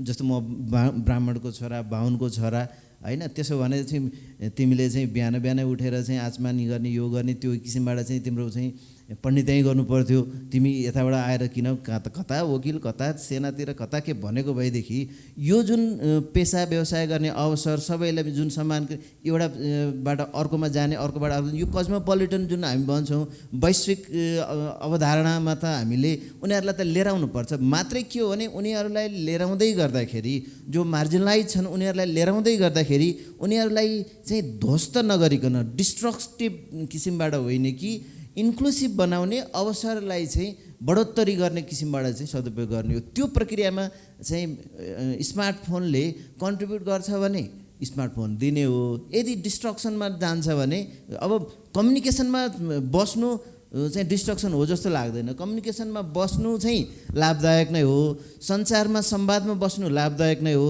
तर उनीहरूलाई कसरी हरेक समुदायलाई चाहिँ त्यसको सदुपयोग कसरी हो गर्ने भन्ने कुरा बरु सिकाउनु पर्यो। यसको चाहिँ अधिकतम सदुपयोग यस्तो हुनसक्छ भनेर सिकाएर अगाडि बढायो भने चाहिँ बरु सभ्यता अगाडि बढ्छ। बाबुराम सरलाई म यही सन्दर्भमा राख्न सक्छु। खास गरी हाम्रो अन्जुजीले राख्नुभएको सन्दर्भमा दात्री संस्थाहरूले अप्टिकल फाइबर बिच्याएर यो इन्टरनेटको विस्तारमा लगानी गरिरहेको छ। वर्ल्ड ब्याङ्कहरूले जस्तोले अब 5Gहरूको पनि आइरहेको छ, त्यसमा पनि विदेशी लगानी छ। त्यसरी लगानी गर्नुभन्दा त्यो राउटेहरूको जीवनस्तरमा जुन छ मानवाधिकारप्रति विमुख छन्, उनीहरूको आफ्नो पहिचानबाट विमुख छन्, तिनीहरूलाई त्यसमा पो योगदान दिने हो कि किन यता चाहिँ गर्ने भन्ने खालको प्रश्न पनि छ। यसमा यो एकदम प्रश्न छ। हेर्नुहोस्, सडकमा लगानी गर्ने कुरा सडकमै लगानी गर्नु पर्यो होइन, खानेकुरामा लगानी गर्ने कुरा खानेकुरामै लगाउनु पर्यो, कपडामा लगानी कपडामै लगाउनु पर्यो। यो चाहिँ फाइबर जोड्ने, यो चाहिँ सफ्टवेयर बनाउने भनेको यो चाहिँ भौतिक पूर्वाधार हो। जबसम्म हामी भौतिक पूर्वाधार बन्दैन तबसम्म त्यो प्रयोग भएर त्यसले दिने परिणामको बारेमा अपेक्षा गर्न सक्दैनौँ। त्यस कारणले गर्दाखेरि जो हाम्रो दूरदराजसम्म जब हामीले इन्टरनेट लैजान्छौँ तब बल्ल त्यो इन्टरनेटको सदुपयोग चाहिँ उहाँहरूले गर्न पाउनुहुन्छ। हामी बेला बेला भन्छौँ नि, जुम्लामा भन्छौँ, हुम्लामा भन्छौँ, यदि त्यहाँसम्म चाहिँ इन्टरनेट जान सक्दैन भने त्यहाँका मान्छेहरूले चाहिँ ई-कमर्स कसरी गर्छ? जुम्लाको स्याउलाई विश्व बजारमा लिएर जानको लागि चाहिँ इन्टरनेट त्यहाँसम्म नपुर्याएदेखि त्यो इन्फ्रास्ट्रक्चर चाहिँ विस्तार नगर्ने हो भनेदेखि त त्यहाँ जतिसुकै खेती गर्नको लागि चाहिँ लगानी गरे तापनि आखिर त त्यहाँको थोरै जनसङ्ख्याले चाहिँ उपभोग गरेर पनि सकिँदैन। आखिर बजार विस्तार त गर्नै पर्छ। त्यस कारणले गर्दाखेरि यो चाहिँ सूचना महामार्ग, इन्फर्मेसन हाइवेहरू, अप्टिकल फाइबरहरू, स्याटेलाइटबाट गर्ने यी कुराहरू चाहिँ इन्फ्रास्ट्रक्चर। अर्को कुरा चाहिँ के हो भने भौतिक पूर्वाधारमा लगानी गर्ने भनेकै राज्यले हो। व्यक्तिगत रूपमा चाहिँ उसले खेती कसरी गर्छ, उसको जीवनयापन कसरी गर्छ, राज्यले कन्ट्रिब्युट गर्दै जान्छ, सहयोग गर्दै जान्छ। तर मूल रूपमा राज्यले लगानी गर्ने भनेको ठुला लगानीमा हो, भौतिक पूर्वाधारमा हो र अनि त्यसपछि जस्तो शिक्षा तथा स्वास्थ्यको क्षेत्रमा हो। ती कुराहरूलाई चाहिँ अभाइलेबल भयो भने, उपलब्धता भयो भने अनि त्यसपछि जुन मार्जिनलाइज रूपमा रहेका, बहिष्करणमा रहेका अघि हामीले कुरा गरिरहेका छौँ, उहाँहरूलाई पनि यो चाहिँ वैश्विक समुदायमा प्रवेश गर्नलाई सजिलो हुन्छ। किन पछाडि हट्नु, अगाडि नै जाने हो नि। त्यसको लागि पूर्वाधार चाहिँ महत्त्वपूर्ण। धन्यवाद। आदिवासी अभियन्ताहरूले चाहिँ हामी जुन सभ्यतामा बाँचेका छौँ हाम्रो सभ्यताभन्दा राउटेको सभ्यता चाहिँ उन्नत छ भन्ने विश्लेषण गर्छन्। फेरि पवनजीलाई पहिला यो प्रसङ्गमा अलिकति राखिदिनुहोस् अनि म दिनेशजीलाई समय दिन्छु। यस्तो हो। त्यसपछि अघि सिम्पल छ क्या, त्यसमा चाहिँ अब धेरै यो यसमा त्यो प्रसङ्गलाई गाँजे माझे पार्नै पर्दैन होइन। एउटा कुरा के हो भने अब अघि बाबुराम सरले भन्नुभएको जस्तो म चाहिँ के भन्छ नि, त्यसको कसरी प्रयोग हुन्छ भन्ने कुरा मात्रै मुख्य हो क्या। उसले स्मार्टफोन युज गर्दा अथवा इन्टरनेटको लाई विस्तार गरेर इन्टरनेटको पहुँचमा ल्याउँदाखेरि उसको जीवनस्तर उकासिन्छ, उसलाई सहयोग पुग्छ भने त्यसलाई त्यसरी गर्ने होइन। त्यसले अब चाहिँ डिस्ट्रक्टिभ भनेर भन्नुभयो, त्यति साह्रो चाहिँ हेभी वर्ड चाहिँ म प्रयोग गर्दिनँ होइन। तर पनि उसलाई अप्ठ्यारो पार्छ भने चाहिँ त्यो प्रयोग नगर्दा नि हुन्छ भन्ने कुरो है। म आज एउटा विवाहमा सरिक भएको थिएँ। हामी आफैले हेरौँ क्या, हामी टेलिभिजनले हाम्रो चाहिँ लाइफस्टाइलमा कति हिट गराएछ भन्ने कुरा म सानो उदाहरण दिन्छु क्या। 10-12 वर्ष अघिसम्म तपाईँको बिहा उत्सवमा हुने बेलामा पुरोहितहरूको बढी काम हुन्थ्यो। अब अहिले के गर्छ भन्दाखेरि यो हाम्रो सामाजिक सञ्जालमा फोटो पोस्ट गर्ने कारणले गर्दाखेरि पुरोहितहरूको काम कम, फोटोग्राफर र भिडियोग्राफरको काम बढी भइसक्यो क्या। त्यो तपाईँले चाहिँ इन्डियन चाहिँ सिनेमाहरूमा त्यो विवाहको त्यो उत्सव देख्दाखेरि हामीलाई पनि त्यही गर्ने। यो दुलैहरूलाई ल्याउने बेलामा चाहिँ दाजुभाइहरूले मजाले त्यो हात समातेर ल्याउने कारण चाहिँ हुन्थ्यो। अब अहिले त्यो डोली जस्तो बनाएर माथि राखेर लिएर आउने, त्यो सबै किन भयो भन्दाखेरि देखासिकीले गर्दाखेरि हो क्या। हो, यहाँनिर चाहिँ अप्ठ्यारो पर्न सक्छ है। अब हामीले उनीहरूलाई स्मार्टफोन दिइरहँदाखेरि राउटेहरूको आफ्नो भाषा, परिवेश, आफ्नो सभ्यता, संस्कृति माथि नै आक्रमण हुने खालको जुन अहिले भइरहेछ, हामीलाई नजानिदो किसिमले भइरहेछ क्या। सङ्गीत भन्ने हुन थालेछ आजकल खै। त्यो पहिला त 10-12 वर्ष अगाडि, 20 वर्ष अगाडि त्यो सङ्गीत भन्ने हुन्थ्यो जस्तो लाग्दैन मलाई। तर अहिले इन्डियन सिनेमाको यति प्रभाव परिसक्यो कि हामीलाई यसै गरी इन्टरनेटको माध्यमबाट उनीहरूको लाइफस्टाइलमै, उनीहरूको अपनत्व, मौलिकतामा नै प्रहार हुने हो भने चाहिँ त्यो दिनु भएन। तर फेरि त्यसो भनिरहँदाखेरि उनीहरूलाई चाहिँ इन्टरनेटको पहुँचबाट चाहिँ टाढा राख्नुपर्छ, उनीहरू जङ्गलमा जसरी बस्छन् त्यसै गरी बस्नुपर्छ, उनीहरूलाई आइसोलेट गर्नुपर्छ भन्ने कुरा चाहिँ त्यो चाहिँ हुँदैन फेरि। हस् धन्यवाद। दिनेशजी हजुर। अन्जु बहिनीको प्रश्नको दुईवटा पाटोबाट म यसको उत्तर दिने कोसिस गर्छु। एउटा यो विकासको नाममा आदिवासीको भूमिमा भएको अतिक्रमणको कुरा, अर्को राउटे समुदायको कुरा। यो विकास वास्तवमा विकासको थुप्रै मोडालिटी छन् र विकासको परिभाषा धेरैले धेरै प्रकारले गर्न सक्छौँ, तर विकास मानवाधिकारको दृष्टिकोणबाट म एउटा मानवाधिकार अभियन्ताको नाताले भन्छु, विकास त्यो एउटा न्यायिक हुनुपर्छ। विकास जहिलेसुकै पनि त्यो अपनत्व हुने किसिमको र विकासले विनाश नहुने गरिकन हुन त प्रिन्सिपली रूपमा मेकिङ र ब्रेकिङ भन्ने जुन एउटा स्टेटको पोलिसी हुन्छ, वास्तवमा अहिले हाम्रो देश यो मेकिङबाट ब्रेकिङमा गएको हो कि यो बिच पोइन्टमा छ कि जस्तो लाग्छ म कहिलेकाहीँ। त्यसले गर्दाखेरि मेकिङको अन्तिम अवस्थामा पुगेर हो कि यो विकृति विसङ्गति आएको, सबैको नकारात्मक सोच आएको, यो पनि एउटा हुनसक्छ। र भूमिमाथिको क्षेत्रमा जुन एउटा आदिवासीको आफ्नो सांस्कृतिक भूमि, आदिवासीको भूमि भन्नाले वास्तवमा पृथकता युनिकताको कुराहरू अथवा यो आफ्नो छुट्टै किसिमको राज्य सञ्चालन गर्ने हो कि भन्ने बुझाइ छ हाम्रो समुदायमा। वास्तवमा त्यो होइन। आदिवासीको आफ्नो पहिचानको सम्मान खोजेको हो। आदिवासीले आफ्नो भूमि, किनभने उसको एन्सेस्ट्रल ल्यान्ड भन्छ, पुर्ख्यौली भूमि। पुर्ख्यौली भूमि भनेको उसँग विशुद्ध आध्यात्मिक चिन्तनसँग समावेश हुन्छ। उसको जन्मदेखि मर्दासम्म त्यही भूमिको प्रयोग गर्नुपर्छ। त्यो भूमि बेकार ऊ बाँच्नै सक्दैन। त्यस कारणले गर्दा त्यस्तो ठाउँमा विकास गर्दा अहिले त्यो आध्यात्मिक स्थल कुन हो, सांस्कृतिक स्थल कुन हो, भाषिक स्थल कुन हो, पुरातात्विक स्थल कुन हो, ऐतिहासिक स्थल कुन हो भन्ने कुरोको बारेमा छुट्याएर त्यसको संरक्षण गरेर विकास गर्नुपर्छ भन्ने कुरा पहिलो नम्बरमा। दोस्रो कुरा, राउटेलाई स्मार्टफोनको कुरा गर्नुभयो। वास्तवमा राउटेलाई स्मार्टफोन बाँदरलाई बेल पाक्यो यो हर्षण बिस्मत भने जस्तै मात्रै हो। मैले राउटेलाई एकजना राउटेको मुखियालाई, त्यो ऐनबहादुर शाहीलाई सोधेँ, राउटे मुखियाजी वास्तवमा तपाईँहरूलाई यो शिक्षा पढ्नु कस्तो लाग्छ भनेर।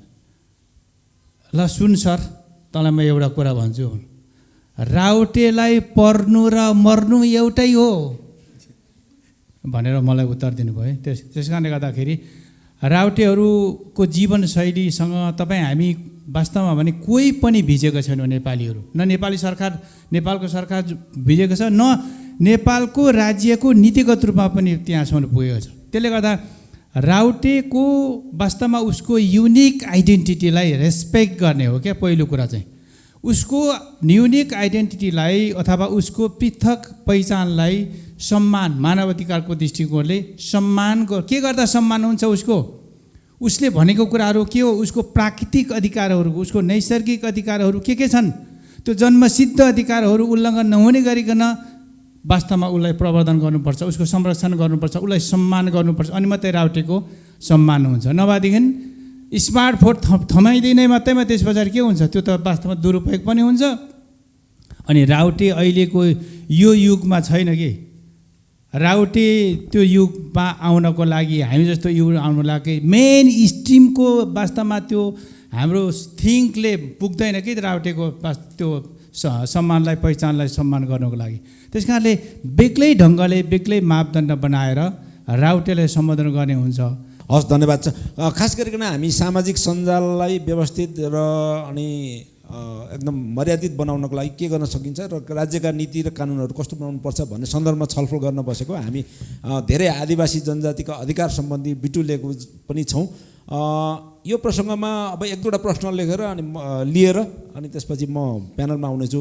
अहिले विश्वमा एउटा चाहिँ अहिले जुन कोलोनाइजेसनको चर्चा पनि आएको छ र जसले गर्दाखेरि चाहिँ यो वास्तवमै इन्टरनेट नै यो पश्चिमा देशहरूले उपनिवेशको लागि आविष्कार गरेको औजारको रूपमा मानिन्छ, जसले चाहिँ एउटा निश्चित क्षेत्रको भूमि र सीमाको कब्जा मात्रै गर्ने न, हरेक यो त्यो मान्छेहरूको चाहिँ एउटा मन मस्तिष्क नै एउटा उहाँले कब्जा गरिरहेको छ भनौँ न। र त्यसै यो अहिले हामी आदिवासी जनजातिको कुरा पनि गरिरहेको छौँ र आदिवासी जनजातिहरूको आफ्नो सभ्यता, सांस्कृतिक सम्पदा, त्यसै गरिकन बौद्धिक ज्ञानको कुराहरू गरिरहेका छौँ, इन्डिजिनियस नलेज, इन्टेलेक्चुअल प्रोपर्टीको संरक्षणको कुराहरू, अधिकारको कुराहरू गरिरहेका छौँ। र अर्कोतिर चाहिँ अहिले यो सामाजिक सञ्जालबाट चाहिँ खालि यो पश्चिमाहरूको चाहिँ नक्कल गर्ने प्रवृत्ति, जसले यसले चाहिँ एउटा थ्रेट चाहिँ के भइरहेछ भने हामी आदिवासी जनजातिहरूमा चाहिँ यो सामाजिक सञ्जाल आउँदैमा चाहिँ हाम्रो चाहिँ संस्कृतिको विकासहरू चाहिँ कहाँ भइरहेछ हाम्रो, र साथसाथै फेरि कति पश्चिममा देशका केही व्यक्तिहरू अथवा भनौँ न कतिपय त्यो सङ्घ संस्थाहरू आएर हाम्रो चाहिँ बौद्धिक ज्ञानको चाहिँ संरक्षणको कुराहरूमा चाहिँ हामी के कतिको सचेत छौँ भन्ने कुरामा नि मलाई जहाँसम्म हामी सोच्नु पर्दछ जस्तो लाग्छ। नत्र भने यो चाहिँ एउटा उपनिवेशको लागि विकास गरेको यो अवसर चाहिँ को चाहिँ दुरुपयोग नहोस्, जसले गर्दा हाम्रो चाहिँ आफ्नो पहिचानै त्यो घुम्ने खतरामा जान सक्छ। हस्, धन्यवाद। यो सामाजिक सञ्जालको विषय चाहिँ अलिकति जटिलतर्फ मोडिँदैछ हाम्रो देशमा चाहिँ, किन भन्दाखेरि यो सामाजिक सञ्जालले हाम्रो घर परिवार बच्चा बच्ची सबै डिस्ट्रक्टिभमा गइरहेको अवस्था देखिन्छ होइन। त्यसले गर्दाखेरि होइन कन्स्ट्रक्टिभ छैन भन्ने लाग्छ। आवश्यकता छ तर कन्स्ट्रक्टिभ छैन, डिस्ट्रक्टिभ बढी भएकोले यसलाई नियमन कसरी गर्न सकिन्छ भन्ने कुरातिर चाहिँ अलिक बढी ध्यान दिनु जरुरी देखिन्छ एउटा होइन। किन भन्दाखेरि यो सामाजिक सञ्जालले र यो इन्टरनेट प्रविधिको प्रयोगले हामीलाई विश्वमा एकै ठाउँमा चाहिँ जोडिएको भए पनि अब हाम्रो जस्तो देशमा, हाम्रो सांस्कृतिक विविधता भएको देशमा यसलाई चाहिँ कसरी प्रयोग गर्ने भन्ने एउटा चाहिँ यो नियमन निर्देशिका जस्तो पनि आउनु जरुरी छ जस्तो लाग्छ। त्यो भयो भने मात्रै हाम्रो नेपालको जुन बहुभाषिक, बहुसांस्कृतिक, बहुधार्मिक यो जुन हाम्रो देश आदिवासी जनजातिहरूले जुन भरिएको देश छ यिनीहरूलाई पनि सहयोग पुग्छ। किन भन्दाखेरि यो बढी विकृति भित्रिएको छ, यहाँहरूलाई थाहा छ होइन। अब आजकलको जमानामा अब न 6 वर्ष 5 वर्ष नभएको बालबालिका बच्चालाई चाहिँ स्मार्टफोन दिएर घरकै आफ्नै अभिभावकले बिगारेको अवस्था छ। योलाई कसरी चाहिँ रोक्न सकिन्छ? योले हामीलाई चाहिँ कतातिर लाँदैछ त हाम्रो जस्तो नेपाली समाजलाई? हस्, धन्यवाद। नमस्कार, म अजय कुलुङ सोलुखुम्बुबाट। मेरो चाहिँ सानो जिज्ञासा बाबुराम सर र दिनेश ढले सरलाई छ। यो विशेष गरी हाम्रो सरले भने जस्तै सामाजिक सञ्जाल जुन एउटा सकारात्मक पक्ष त छँदै नै छ, यो सँगसँगै धेरै नकारात्मक पक्षहरू पनि आइरहेको छ।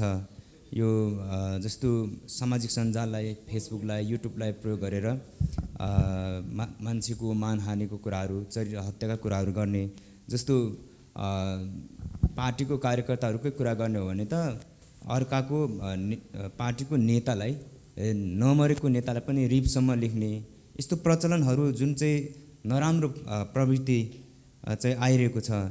यसलाई समाधानको निम्ति अहिले ठ्याक्कै कानुनी प्रावधान के छ र यसलाई जरैसँग समाधान गर्नको निम्ति सरकारी तर्फबाट सम्बन्धित निकायले के पहल गर्न सक्छ भन्ने एउटा क्वेसन राख्न चाहन्छु। र अर्को दोस्रो क्वेसन चाहिँ हाम्रो पवन सरलाई राख्न चाहन्छु।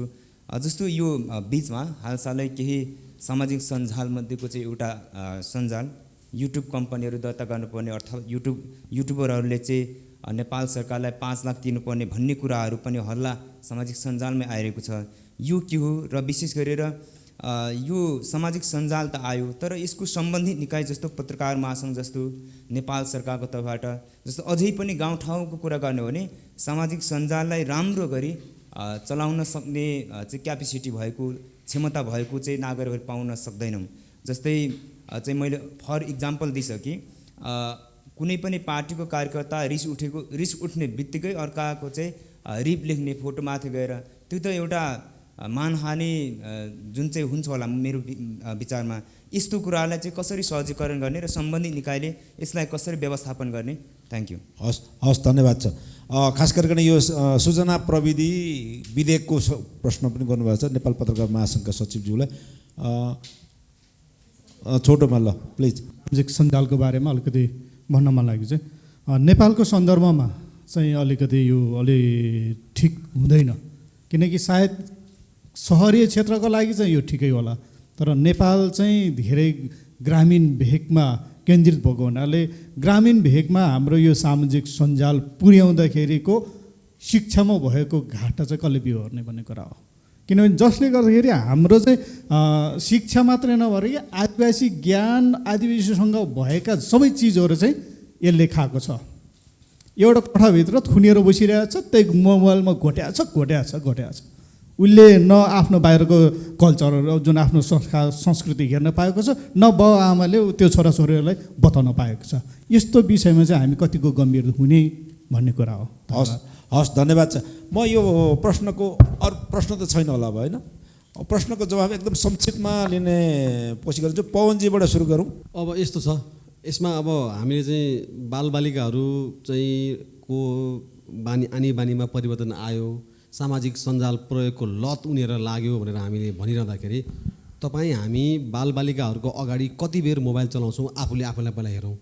तपाईँ आफू चाहिँ फेसबुकमा झुन्डिने, टिकटकमा झुन्डिने, इन्स्टाग्राममा झुन्डिने, अनि तपाईँको घरका बालबालिकाले चाहिँ किताब पढिदिउन् भनेर तपाईँले दिमागमा राख्नु भनेको त्यो नै सबैभन्दा पहिले नै त्यो डिस्क्रिमिनेटेड सोच हो। त्यो चाहिँ अहिलेका बालबालिकाहरूले तपाईँले के भन्यो भनेर सिक्दैन, तपाईँले जे गर्नुहुन्छ उसले तपाईँकै आनी बानीबाट सिकिरहेको हुन्छ। तपाईँ आफूलाई पनि सो नियमनमा राख्नुहोस्।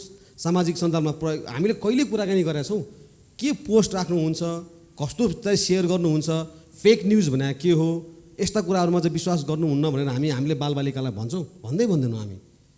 हामी थमाइदिन्छौँ मात्रै। उसलाई के हो भन्ने बारेमा थाहा नपाइकन उसले गर्ने त उसले त युजभन्दा मिसयुजै ज्यादा गर्छ नि।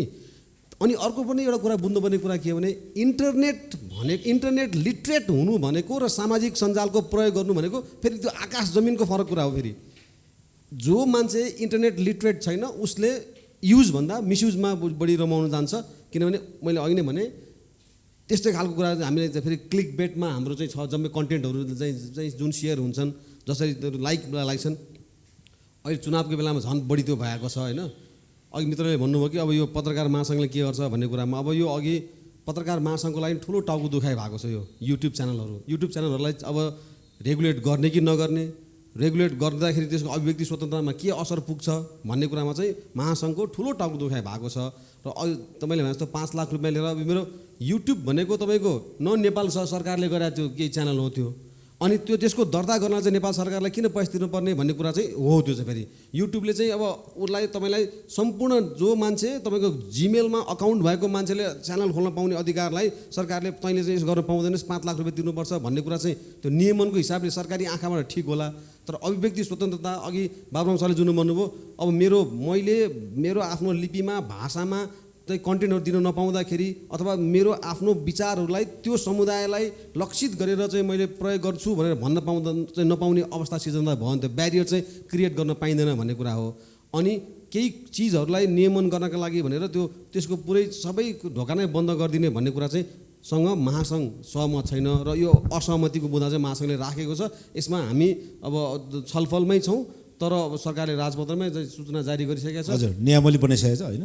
त्यही भएर यो चाहिँ यो गर्नुहुन्न भन्ने कुरामा महासङ्घ दृढ छ भन्ने कुरा हो। र अब यो नियमन गर्ने कुरा चाहिँ के हो भने अब तपाईँ नियन्त्रणमुखी भएर नियमन गर्ने हो कि अथवा यसको अब समाजमा परेका प्रभावहरूका आधारमा नियमन गर्ने भन्ने कुरा चाहिँ मैले अघि नै भने नि। अब यो कस्तो हुन्छ भने हामीले बुझेको इन्टरनेट भने के हो भने त्यो फेसबुक ट्विटरमा इन्टरनेट त यो भवसागर हो क्या यो।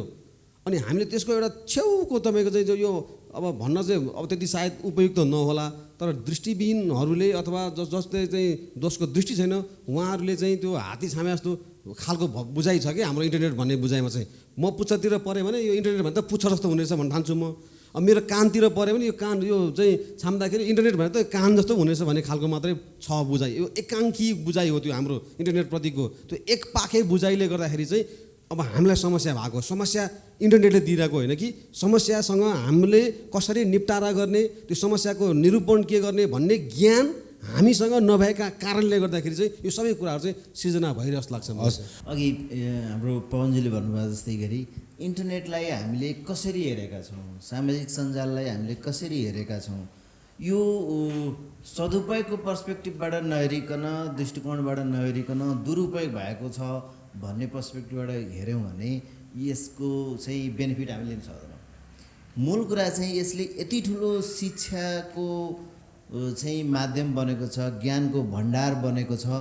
केही दुरुपयोगले चाहिँ त्यो समग्र ज्ञानको भण्डार, समग्र शिक्षाको प्रक्रिया, त्यो जुन हामीले ज्ञान प्राप्त गर्ने, आर्जन प्राप्त गर्ने, र त्यति मात्र होइन, अहिले साना यदि कुनै उद्यम चाहिँ फ्लोरिस गरेको छ, विकास विस्तार भएको छ भने त्यो सामाजिक सञ्जालमा उनीहरूले आफ्नो चाहिँ उत्पादनलाई प्रचार प्रसार गरेर भएको छ। सानो एउटा क्याफे खोल्नुहोस्, एउटा कृषि उत्पादन गर्नुहोस्, त्यसको बिक्री वितरण च्यानल बिल्ड गर्नको लागि चाहिँ इन्टरनेटले ठुलो योगदान गरेको छ। त्यसकारणले गर्दाखेरि यसको सकारात्मक पक्ष यति धेरै छ कि त्यसकारणले गर्दाखेरि मात्र के हो भने यसको प्रयोग किन त्यो लेभलमा प्रयोग गर्न सकेको छैन। एउटा मान्छे बसेको छ इन्टरनेटमा चाहिँ भिडियो गेम खेलेर बस्छ, अर्को मान्छेले चाहिँ इन्टरनेटमा आफ्ना सामान बिक्री गर्छ, यो गर्छ त्यो गर्छ भनेपछि पक्कै पनि त्यो दुईटाको प्रयोग एउटै प्लेटफर्म हो, तर दुईटाको प्रयोगले लिएर आउने परिणाममा फरक लिएर आयो नि त। एउटाले चाहिँ विकसित परिणाम लिएर आयो, राम्रो परिणाम ल्यायो, अर्कोले चाहिँ उसलाई चाहिँ डिस्टर्ब गर्यो। त्यस कारणले गर्दाखेरि हामीले डिजिटल लिट्रेसी अघि प्रसङ्ग कुरा गर्थ्यौँ, इन्टरनेटको प्रयोग, सामाजिक सञ्जालको प्रयोग, यसलाई कसरी अधिक युजफुल रूपमा गर्ने भन्ने हिसाबबाट चाहिँ जब हामी एउटा ओरिएन्टेसन विकास गर्छौँ, तालिम विकास गर्छौँ, त्यसपछि त्यो किसिमको शिक्षा हामीले चाहिँ स्कुलदेखि लिएर विभिन्न भोकेसनल कोर्सको रूपमा लिएर जान्छौँ भने अनि त्यसपछि यसको सकारात्मक कन्ट्रिब्युसनले नकारात्मक इन्टरभेन्सनलाई चाहिँ मिनिमाइज गर्दै लिएर जान्छ र यसको प्रयोगलाई सन्तुलित बनाउँछ। त्यस कारणले गर्दाखेरि हामी नियन्त्रणमुखी एप्रोचमा गयौँ भने यसले चाहिँ हाम्रो सकारात्मक कुराहरूलाई पनि नियन्त्रण गरेर सिद्ध्याइदिन्छ। हामी सकारात्मक हिसाबबाट गयौँ भने र अधिक डिजिटल लिट्रेसी अथवा साक्षरताको हिसाबबाट गयौँ भने चाहिँ केही दुरुपयोगहरूलाई पनि न्यूनीकरण गर्दै लिएर जान सक्छ। हामी जरैदेखि त उखाल्न सक्दैनौँ, अघि भनेको जस्तो जरै उखाल्ने कसरी भन्ने हिसाबबाट चाहिँ, किनभने संसार हामी मानव सभ्यता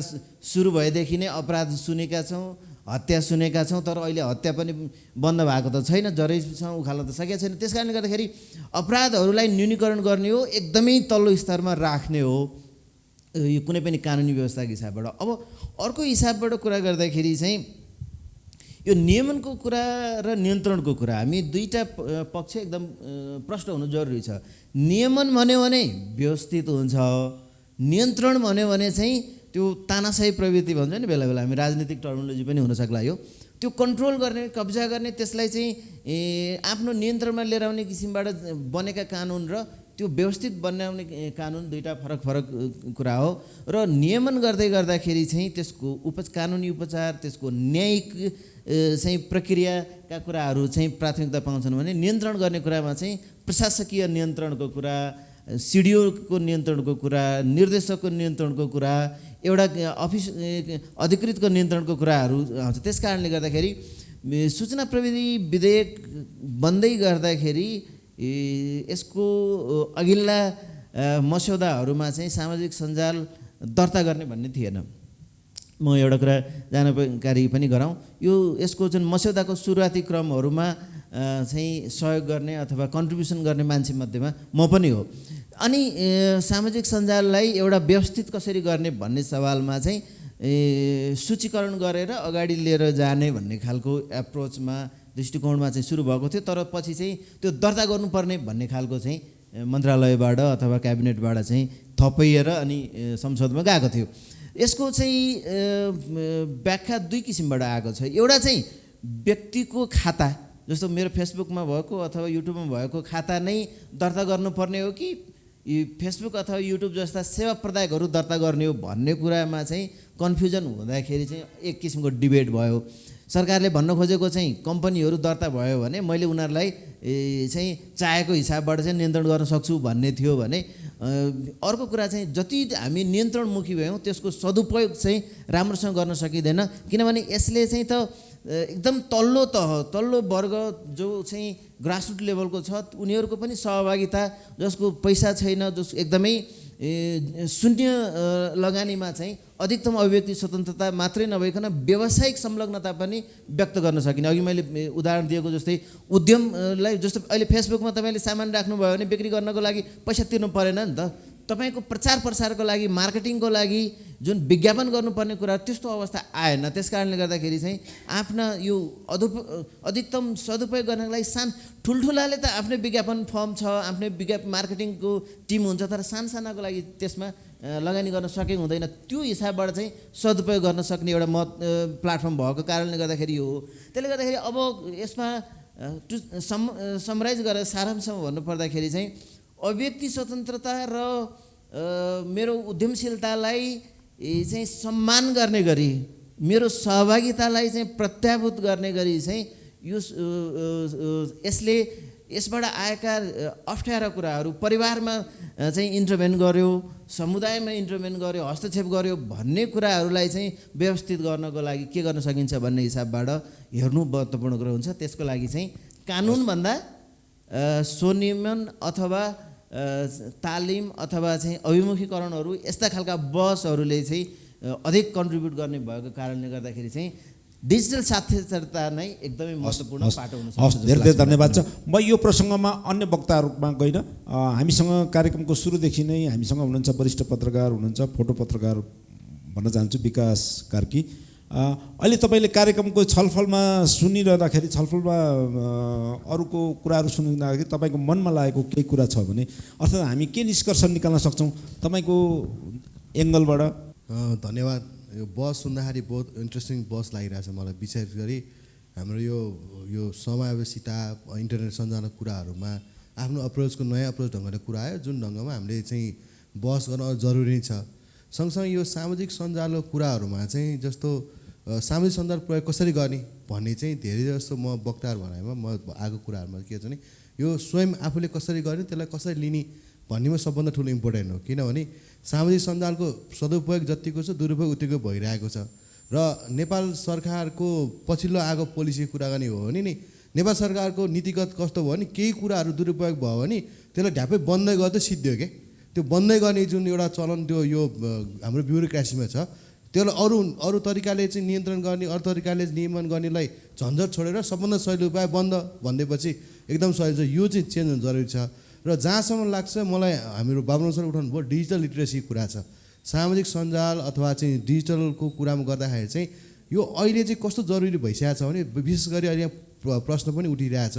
हाम्रो बच्चाहरू चाहिँ 4 वर्ष बच्चा 3-4 वर्षदेखि बच्चाहरू चाहिँ मोबाइलमा जाने केही कुराहरू तपाईँको मोबाइलमा मैले बच्चाहरू मोबाइलमा बिग्रियामा देखाएको छैन, मोबाइलबाट सप्लाई पनि देखाएको छु मैले। किनभने उनीहरूको भाषागत तरिकाको हेर्ने हो भने पनि भाषाको कुरामा र चाहिँ जुन लेभलको उनीहरूसँग ज्ञान छ त्यो लेभलको ज्ञान सायद हामीले चाहिँ 20 वर्षपछि हामी 20 वर्ष हुँदा पाउने ज्ञान चाहिँ उनीहरूले 5 वर्षमा पाएको देख्छु मैले।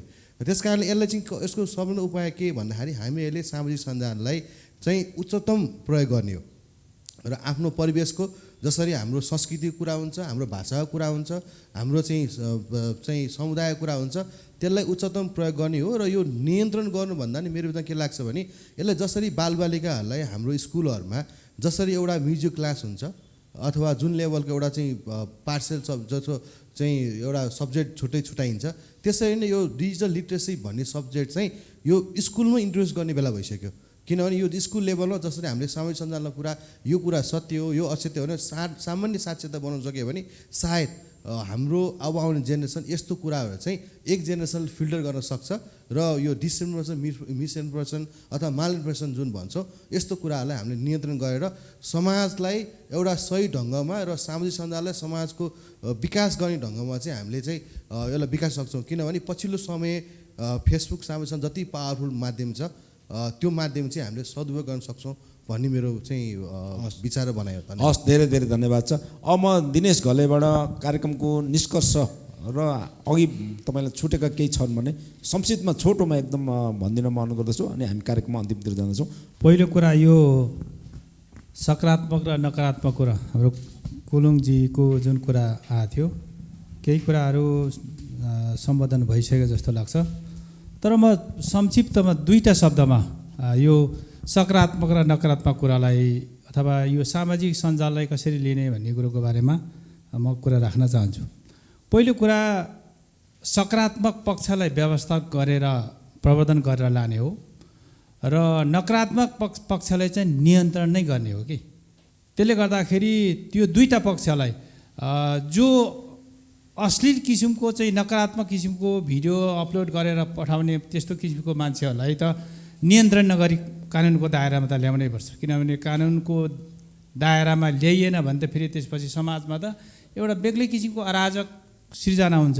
त्यसले गर्दा नकारात्मक कुरालाई कानुनको दायरामा ल्याउनको लागि नियन्त्रण नै गर्नुपर्छ र नियन्त्रण गर्ने भनिसके पछाडि नसिहत हुन्छ, जरिमाना हुन्छ, सजाय हुन्छ, यो सबै कुराहरू हुन्छ।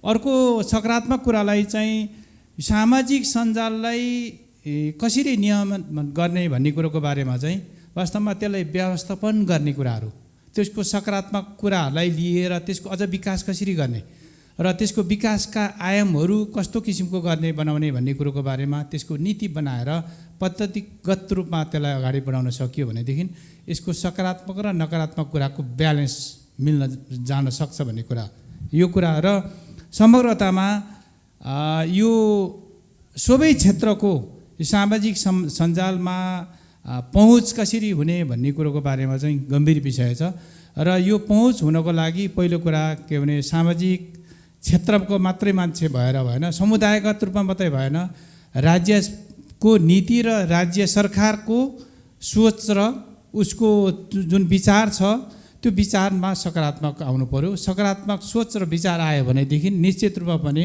यो सामाजिक सञ्जाल लगायतका हरेक क्षेत्रलाई के हुन्छ सम्बोधन गर्न सकिन्छ।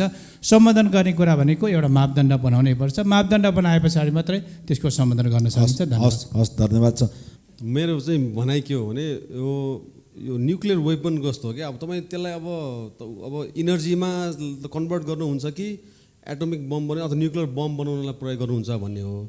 युज मिसयुज भनेर चाहिँ त्यो हाम्रो आफ्नै हातमा छ होइन। अनि अर्को कुरा चाहिँ अब यो हाम्रो पुस्ता चाहिँ बिग्रियो भन्ने भन्दा पनि चिन्ता हामीलाई के भने अर्को आगामी पुस्ता बिग्रियो कि भन्ने चिन्ता जुन छ त्यो चाहिँ त्यति धेरै चिन्तित हुनु पर्दैन भन्छु म होइन। किनभने त्यो अब हुर्किरहेको पुस्तालाई बिगार्ने पनि हामी नै हो क्या। बच्चा 3 वर्ष 4 वर्ष पुगे हुन्न फेसबुक अकाउन्ट खोलिदिन्छ बाआमाले, त्यो के को लागि खोलेको त्यो नबुली चलाउँछ होइन। अनि के सबै कुराको त मेमोरी त्यहाँ हुन्छ भन्ने खालको हिसाबले उसको सोच ठिक होला, तर सोच ठिक हुँदा हुँदै पनि तपाईँको के छ त्यो अब त्यो कोड अफ कन्डक्टले के भन्दो रहेछ भने मलाई पनि पैसामा थाहा थिएन। पछिल्लो मैले पहिला चाहिँ छोराछोरीको फोटो प्रोफाइलमा हालिरहन्थेँ क्या म भने, अनि पछि यसो पढ्दै जाँदा त्यो त हाल्न नहुने चिज रहेछ भनेर थाहा भयो क्या त्यसपछि। अनि मैले हाल्नु बन्द गरेँ मैले, अहिले म आफ्नो मात्रै हाल्छु मैले भनेको मतलब अघि के भने यो डिजिटल लिट्रेसीलाई हामीले जबसम्म इम्फासिस गर्ने र यसलाई चाहिँ बढावा दिँदैनौँ अनि तबसम्म त के हुन्छ भने यो के हो भन्ने नै भ्याउन पाइसकेपछि उसले यो रेडियोमा म पहिला सानो हुनेलाई म आफ्नै उदाहरण दिन्छु कि म रेडियोमा काम गरेको 20 वर्ष भयो, तर म पहिला बच्चा बेला हुने बेला यो यत्रो सानो जिनिसभित्र यो मान्छे कसरी छिरेर बोलिरहेको छ जस्तो लाग्थ्यो क्या। अनि म रेडियो फोर्नतिर लाग्थेँ म। अनि जब म आफै रेडियोमा काम गर्छु रेडियोले कसरी काम गर्दो रहेछ, इनर्जीको चाहिँ ट्रान्सफर्मेसन कसरी हुन्छ भने थाहा पाएपछि त म रेडियो फोर्दिनँ नि त म। अब भनेको यो के हो भने यसलाई मान्छेलाई शिक्षित बनाउनु पर्छ क्या। शिक्षाले नै सबै कुरा चाहिँ मिलाउँछ र फेरि अभिव्यक्ति स्वतन्त्रता भन्ने कुरा चाहिँ त्यो ठुलो कुरा हो। फेरि अब यसलाई अब नियमन नियन्त्रणको कुरा भन्दा त्यो अलिक माथि राखेर हेर्नुपर्छ भन्ने लाग्छ मलाई। र यो मैले भने नि यो चाहिँ कस्तो भने बाढी आएको बेलामा खोलो पनि तपाईँ के हुन्छ धमिलै हुन्छ र जब बाढी बिच चाहिँ आउँदैन त्यसपछि त बिस्तारै खोलो सँगै जान्छ। यो अलिक सामाजिक सञ्जालको प्रयोग दुरुपयोग भन्ने कुरा अहिले के छ हामीलाई पनि यो बाढी आएको छ सबै कुरा। अब कतिपय मान्छेलाई के रहेछ होइन यो त म यसबाट आउट हुनु पऱ्यो कि हामी रियल वर्ल्डभन्दा भर्चुअल वर्ल्डमा बढी रमाइरहेछौँ कि भन्ने खाएको छ क्या। अब यो पनि एउटा बाढीको समय हो। यो केही समयपछि यो थेग्रिन्छ र माटो थेग्रिसकेपछि पानी सँगै हुन्छ, तर त्यति दिनसम्म चाहिँ हामीले चाहिँ धैर्य चाहिँ राख्नु गुमाउनु भएन भन्ने मात्र हो मेरो। हस् धन्यवाद। बाबुराम सर, मूल कुरो चाहिँ यसको सकारात्मक पक्षलाई अधिक दोहन गर्ने हो। यसलाई कसरी आफ्नो पक्षमा प्रयोग गर्न सकिन्छ भनेर केले कन्ट्रिब्युट गर्छ? शिक्षाले नै गर्छ। त्यस कारणले गर्दाखेरि हामीले हाम्रो बच्चाहरूको हाम्रो समाजमा भएका अरू सरकारवालाहरूको चाहिँ यसले हित कसरी गर्छ भन्ने हिसाबबाट नै जाने हो। र आफूले कतिपय कुराहरू चाहिँ थाहा पाइँदैन। इग्नोरेन्स अफ ल इज नो एक्सक्युज भन्छ। कानुनको अज्ञानता अक्षम हुन्छ भन्छौँ हामी होइन। त्यस कारणले गर्दाखेरि धेरै मान्छेलाई यसको बारेमा थाहा छैन अनि उनीहरू अपराध गर्न पुग्छन्। त्यो हिसाबबाट हेर्दाखेरि मेरो पछिल्लो अनुभवलाई हेर्ने हो भने धेरै मान्छेहरू नजानी अपराध गर्न पुग्छन् अनि त्यसपछि ओहो यो गर्दाखेरि अपराध हुन्छ र भनेर भन्छन्। यो सामाजिक सञ्जाल अथवा इन्टरनेटमा प्रयोग गर्दाखेरि अथवा सूचना प्रविधि प्रयोग गर्दाखेरि हुने आपराधिक अवस्था कस्तो हुनसक्छ भन्ने कुरा मान्छेले भिजुअलाइज नै गरेको छ, परिकल्पनै गरेको छैन। त्यस कारणले गर्दाखेरि उनीहरू चाहिँ अपराधतिर उन्मुख भइराखेका छन्, दुरुपयोगतर्फ उन्मुख भइरहेका छन्। त्यस कारणले उनीहरूलाई चाहिँ त्यो जानकारी दिने प्रक्रियामा लानु पर्यो। विद्यालय स्तरमा अघि पनि भने मैले, विद्यालय स्तरमा जस्तो गाउँतिर चाहिँ अब फेसबुक अकाउन्टहरू खुलेका छन्, आमाहरूको फेसबुकको अकाउन्टहरू खुलेका छन्, आमाहरूले प्रयोग गर्न सक्नुहुन्न, दिदीबहिनीहरूले प्रयोग गर्न सक्नुहुन्न। अनि त्यसपछि अरू कसैले चाहिँ युजर नेम पासवर्ड क्रिएट गरिदिएको हुन्छ, त्यही प्रयोग गरेर चाहिँ दुरुपयोग भएको हुन्छ। अनि पछि एहे मैले त केही गरेकै छैन, यो सबै पहिला सुरुमा जे गर्दै त्यो जसले क्रिएट गरिदिएको हुन्छ, सिर्जना गरिदिएको हुन्छ, उसैले दुरुपयोग गरेको हुने रहेछ। त्यस कारणले गर्दाखेरि चाहिँ यो सुरक्षाको हिसाबबाट पनि सदुपयोगको हिसाबबाट पनि कसरी सीमित प्रयोग गर्न सकिन्छ भन्ने कुराको चाहिँ आमा समूहमा जाने अथवा यस्तै खालका जुन ग्रासरुट अथवा त्यो समूहसम्ममा गएर चाहिँ हामीले साक्षरतालाई बढावा दियो भने चाहिँ यसको व्यवस्थित प्रयोग गर्न सकिन्छ र सँगसँगै इन्क्लुसिभ प्रयोग पनि हुनसक्छ। किनकि ग्रासरुट स्तरमा त्यो वर्गसम्म गयो भने यसको समावेशी प्रयोग हुनसक्छ जस्तो लाग्छ मलाई। धन्यवाद। हस्, धन्यवाद। डाक्टर बालकृष्ण बल। धेरै कुराहरू आइसक्यो होइन, नियमनदेखि लिएर यसको सकारात्मक सदुपयोग कसरी गर्ने भन्ने कुराहरू। जुन एकजना पहिला चाहिँ एउटा यो कलोनाइजेसन सम्बन्धी कुराहरू आएको थियो र यो अघि नै बाबुराम सरले पनि भनिसक्नुभयो। अब त्यो कतिपय कुरामा चाहिँ कसले बनायो प्रविधि भन्नेले पनि डिक्टेट गर्छ सर्टन कुराहरू होइन। त्यस कारण अब एउटा कुरा चाहिँ के बुझ्नु पऱ्यो भने हो, अब सबै कुराहरू अमेरिकामा बन्यो भने चाहिँ अङ्ग्रेजी भाषाको बाहुल्यता यताउति होला। तर के छ त एउटा कुरा चाहिँ हामीले के चाहिँ गर्नु एडमिट गर्नु पर्ला सायद भने चाहिँ अब अलिकति भनौँ न अहिले जेसुकै भने पनि यी रिसोर्सेसहरू जुन ज्ञानको भण्डारको कुराहरू पनि आयो, त्यो चाहिँ वास्तवमा भने डेमोक्रेटाइजेसन भएको लोकतान्त्रिकरण चाहिँ पक्कै पनि भएको होइन। यहाँ चाहिँ हामी दूरदराजमै बसेर पनि एकदमै लिस्ट डेभलप कन्ट्रिजमै बसेर पनि इन्टरनेटको माध्यमबाट चाहिँ एकदमै डेभलप्ड एकदमै प्रतिष्ठित विश्वविद्यालयको चाहिँ रिसोर्सेसहरू चाहिँ प्रयोग गर्न पाइरहेका छौँ। हामी चाहिँ जस्ट कोभिडको कालमा देखियो नि त, अनलाइन प्रविधिबाट हामी चाहिँ एकदमै अरू संसारको अर्को कुनाकोबाट प्रोफेसर्सहरूबाट चाहिँ हामीले चाहिँ ज्ञान गुणका कुराहरू सिक्ने मौका पायौँ। र कतिपयको यदि काठमाडौँ युनिभर्सिटीको कुरा यदि तपाईँ सुन्न चाहनुहुन्छ भने त हामीले त कतिपय विषयमा बाहिरको युनिभर्सिटीको प्रोफेसरहरू पनि इन्भल्भ गराइरहेछौँ र अझ पनि गरिरहेछौँ होइन। सो त्यो ओपन अप भइरहेको स्थिति छ। यो यसको इन्टरनेटको चाहिँ माई राइट्स अफ पोसिबिलिटिजहरू कुराहरू छ होइन। अर्को कुरा त के छ भने अब एकाडेमिक इन्स्टिट्युसनको हिसाबले भन्नुपर्दा अलिकति हामीले हाम्रो काम कारबाहीहरू प्र्याक्टिसेसहरू चाहिँ रिसर्च बेस्ड हुन चाहिँ एकदमै जरुरी छ होइन। अब जस्तै भन्दा हामी समावेशी भएन भन्छौँ, तर अब समावेशी कसरी गराउने त होइन, कसरी गराउने, कसरी बढाउने होइन, कस्ता प्रविधिहरू कसरी प्रयोग गर्ने, हाम्रो समावेशी गराउनको लागि चाहिँ अब त्यो भाषा लिपिहरूकोलाई कसरी चाहिँ गर्न सकिन्छ भन्ने कुरामा पनि अलिकति हामीले रिसर्च बेस्ड काम कारबाही र प्र्याक्टिसेसहरू गर्नु देखिन्छ। त्यसै तरिकाले अब विकृतिहरूलाई कसरी सम्बोधन गर्ने, अनि युट्युबको नि युट्युब फर किड्स भन्ने त संस्करणै छ त होइन। जेनरल युट्युब होइन कि अब युट्युब फर किड्सको लागि युट्युब फर किड्सको कुरा गर्नु पऱ्यो। सर्टन कुराहरू चाहिँ भनौँ न हामीले जिमेलको अथवा गुगलका अनि जति पनि सर्भिसेसहरू छन् तिनीहरूमा सर्टन के अरे माइनरहरूलाई अथवा चाहिँ नाबालिगहरूलाई चाहिँ अलिकति कसरी चाहिँ एउटा प्यारेन्टल सुपरभिजन पनि बेला बेलामा चाहिँ हामीले गर्नु पऱ्यो होइन। हाम्रो आफ्नो बच्चाले कस्तो किसिमको सामग्री हेरिरहेछन् अनलाइन अफलाइन, त्यो पनि हामीले बेला बेलामा मोनिटर गर्नु पऱ्यो होइन। त्यो बाहेक अर्को मैले लागेको चाहिँ के छ भनेदेखि अलिकति जुन एउटा समावेशितालाई कसरी चाहिँ अलिकति बढावा गर्ने भन्ने कुराहरू छ नि, त्यसमा अघि नै पनि मैले भनेअनुसार चाहिँ अब हामीले आफ्नो सम्बन्धित लिपि भाषामा अहिलेको टेक्नोलोजी जे अलाउ गर्छ, यदि युनिकोडको सपोर्ट छ भने सम्बन्धित लिपिमै गर्ने, होइन भने युनिकोडले अहिले सपोर्ट गरिरहेको देवनागरी जस्ता लिपिहरूमा हामीले चाहिँ बढीभन्दा बढी भाषा सामग्री बनाएर चाहिँ अपलोड गर्ने होइन। त्यस्तै तरिकाले यो उपलब्ध प्रविधिहरूको पनि अधिकतम र उच्चतम प्रयोग गर्ने, नबुझी थाहा नपाइकन होइन कि बुझेर प्रयोग गर्ने होइन। र अर्को कुरा त व्यापक जनजागरण पनि अवेरनेस क्याम्पेन्सहरू पनि एकदम जरुरी छ। अघि नै पनि यहाँ आइसकेको प्यानलिस्टहरूबाट पनि डिजिटल लिट्रेसी जस्ता कुराहरूमा चाहिँ हामीले एकदमै ध्यान पुर्याउनु पर्ने कुरा छ। हस्, धन्यवाद। आदरणीय दर्शकबिन, आज हामीले निरन्तर बहसमा हामीले सामाजिक सञ्जाललाई व्यवस्थित र मर्यादित बनाउने सन्दर्भलाई विभिन्न क्षेत्रहरूमा कुराकानी गऱ्यौँ। आजको कार्यक्रममा खास गरिकन यो छलफलमा आफ्नो महत्त्वपूर्ण भनाइ र विचार राखिदिनु भएकोमा काठमाडौँ विश्वविद्यालयका सहप्राध्यापक तथा कम्प्युटर साइन्स एन्ड इन्जिनियरिङ डिपार्टमेन्टका चिफ डाक्टर बल बालकृष्ण बललाई म कार्यक्रमको तर्फबाट र इन्डिजिनियस टेलिभिजन र आइटिभीको तर्फबाट धन्यवाद दिन चाहन्छु। यसै गरिकन हामीसँग हुनुहुन्थ्यो फोरम फर डिजिटल इक्वालिटीका कार्यकारी निर्देशक बाबुराम अर्याल, उहाँलाई पनि म कार्यक्रमको तर्फबाट धेरै धेरै धन्यवाद दिन चाहन्छु। उहाँ अधिवक्ता हुनुहुन्छ। त्यसै गरी नेपाल पत्रकार महासङ्घका सचिव पवन आचार्य, उहाँलाई पनि कार्यक्रमको तर्फबाट धेरै धेरै धन्यवाद दिन चाहन्छु कार्यक्रममा सहभागी हुनुभएकोमा। र अधिवक्ता दिनेश घले हाम्रो लाउनिपका उपाध्यक्ष हुनुहुन्छ, उहाँलाई पनि म कार्यक्रमको तर्फबाट धेरै धेरै धन्यवाद दिएर कार्यक्रम टुङ्ग्याउन चाहन्छु। र तपाईँ सहभागीहरूले आफ्नो प्रश्न जिज्ञासा र हामीसँग यहाँ बसेर सहभागिता जनाइदिनु भयो। तपाईँ दर्शकहरूलाई पनि धेरै धन्यवाद छ। र फोटो पत्रकार हाम्रो विकास कार्कीले सहभागिता जनाइदिनु भयो, हाम्रो कार्यक्रमको गरिमालाई बढाइदिनु भयो, त्यसको लागि पनि धन्यवाद दिन चाहन्छु। र तपाईँ आदरणीय दर्शकहरूले हाम्रो कार्यक्रम टेलिभिजनको स्क्रिनमा हेरेर तपाईँहरूले हेरिदिनु भयो, तपाईँ दर्शकलाई पनि धन्यवाद छ। र मैले भन्नै बिर्सेछु, फेसबुक म्यासेजबाट धेरै प्रश्नहरू आएको थियो, त्यसलाई समग्रमा सोलोडोलोमा यो कार्यक्रममा समेटियो होला भन्ने विश्वास छ। तपाईँले हामीलाई माया गरिरहनु होला। यसो भन्दै आजको यो निरन्तर बहसको यो छायाङ्कन निरन्तर बहसको कार्यक्रम यहीँ टुङ्ग्याउन चाहन्छु। अर्को साता अर्को सन्दर्भ र अर्को विषयका साथ हामी आउने नै छौँ। अहिलेको लागि सम्पूर्ण युनिटका साथ म कुमार यात्रु पनि बिदा चाहन्छु। नमस्कार।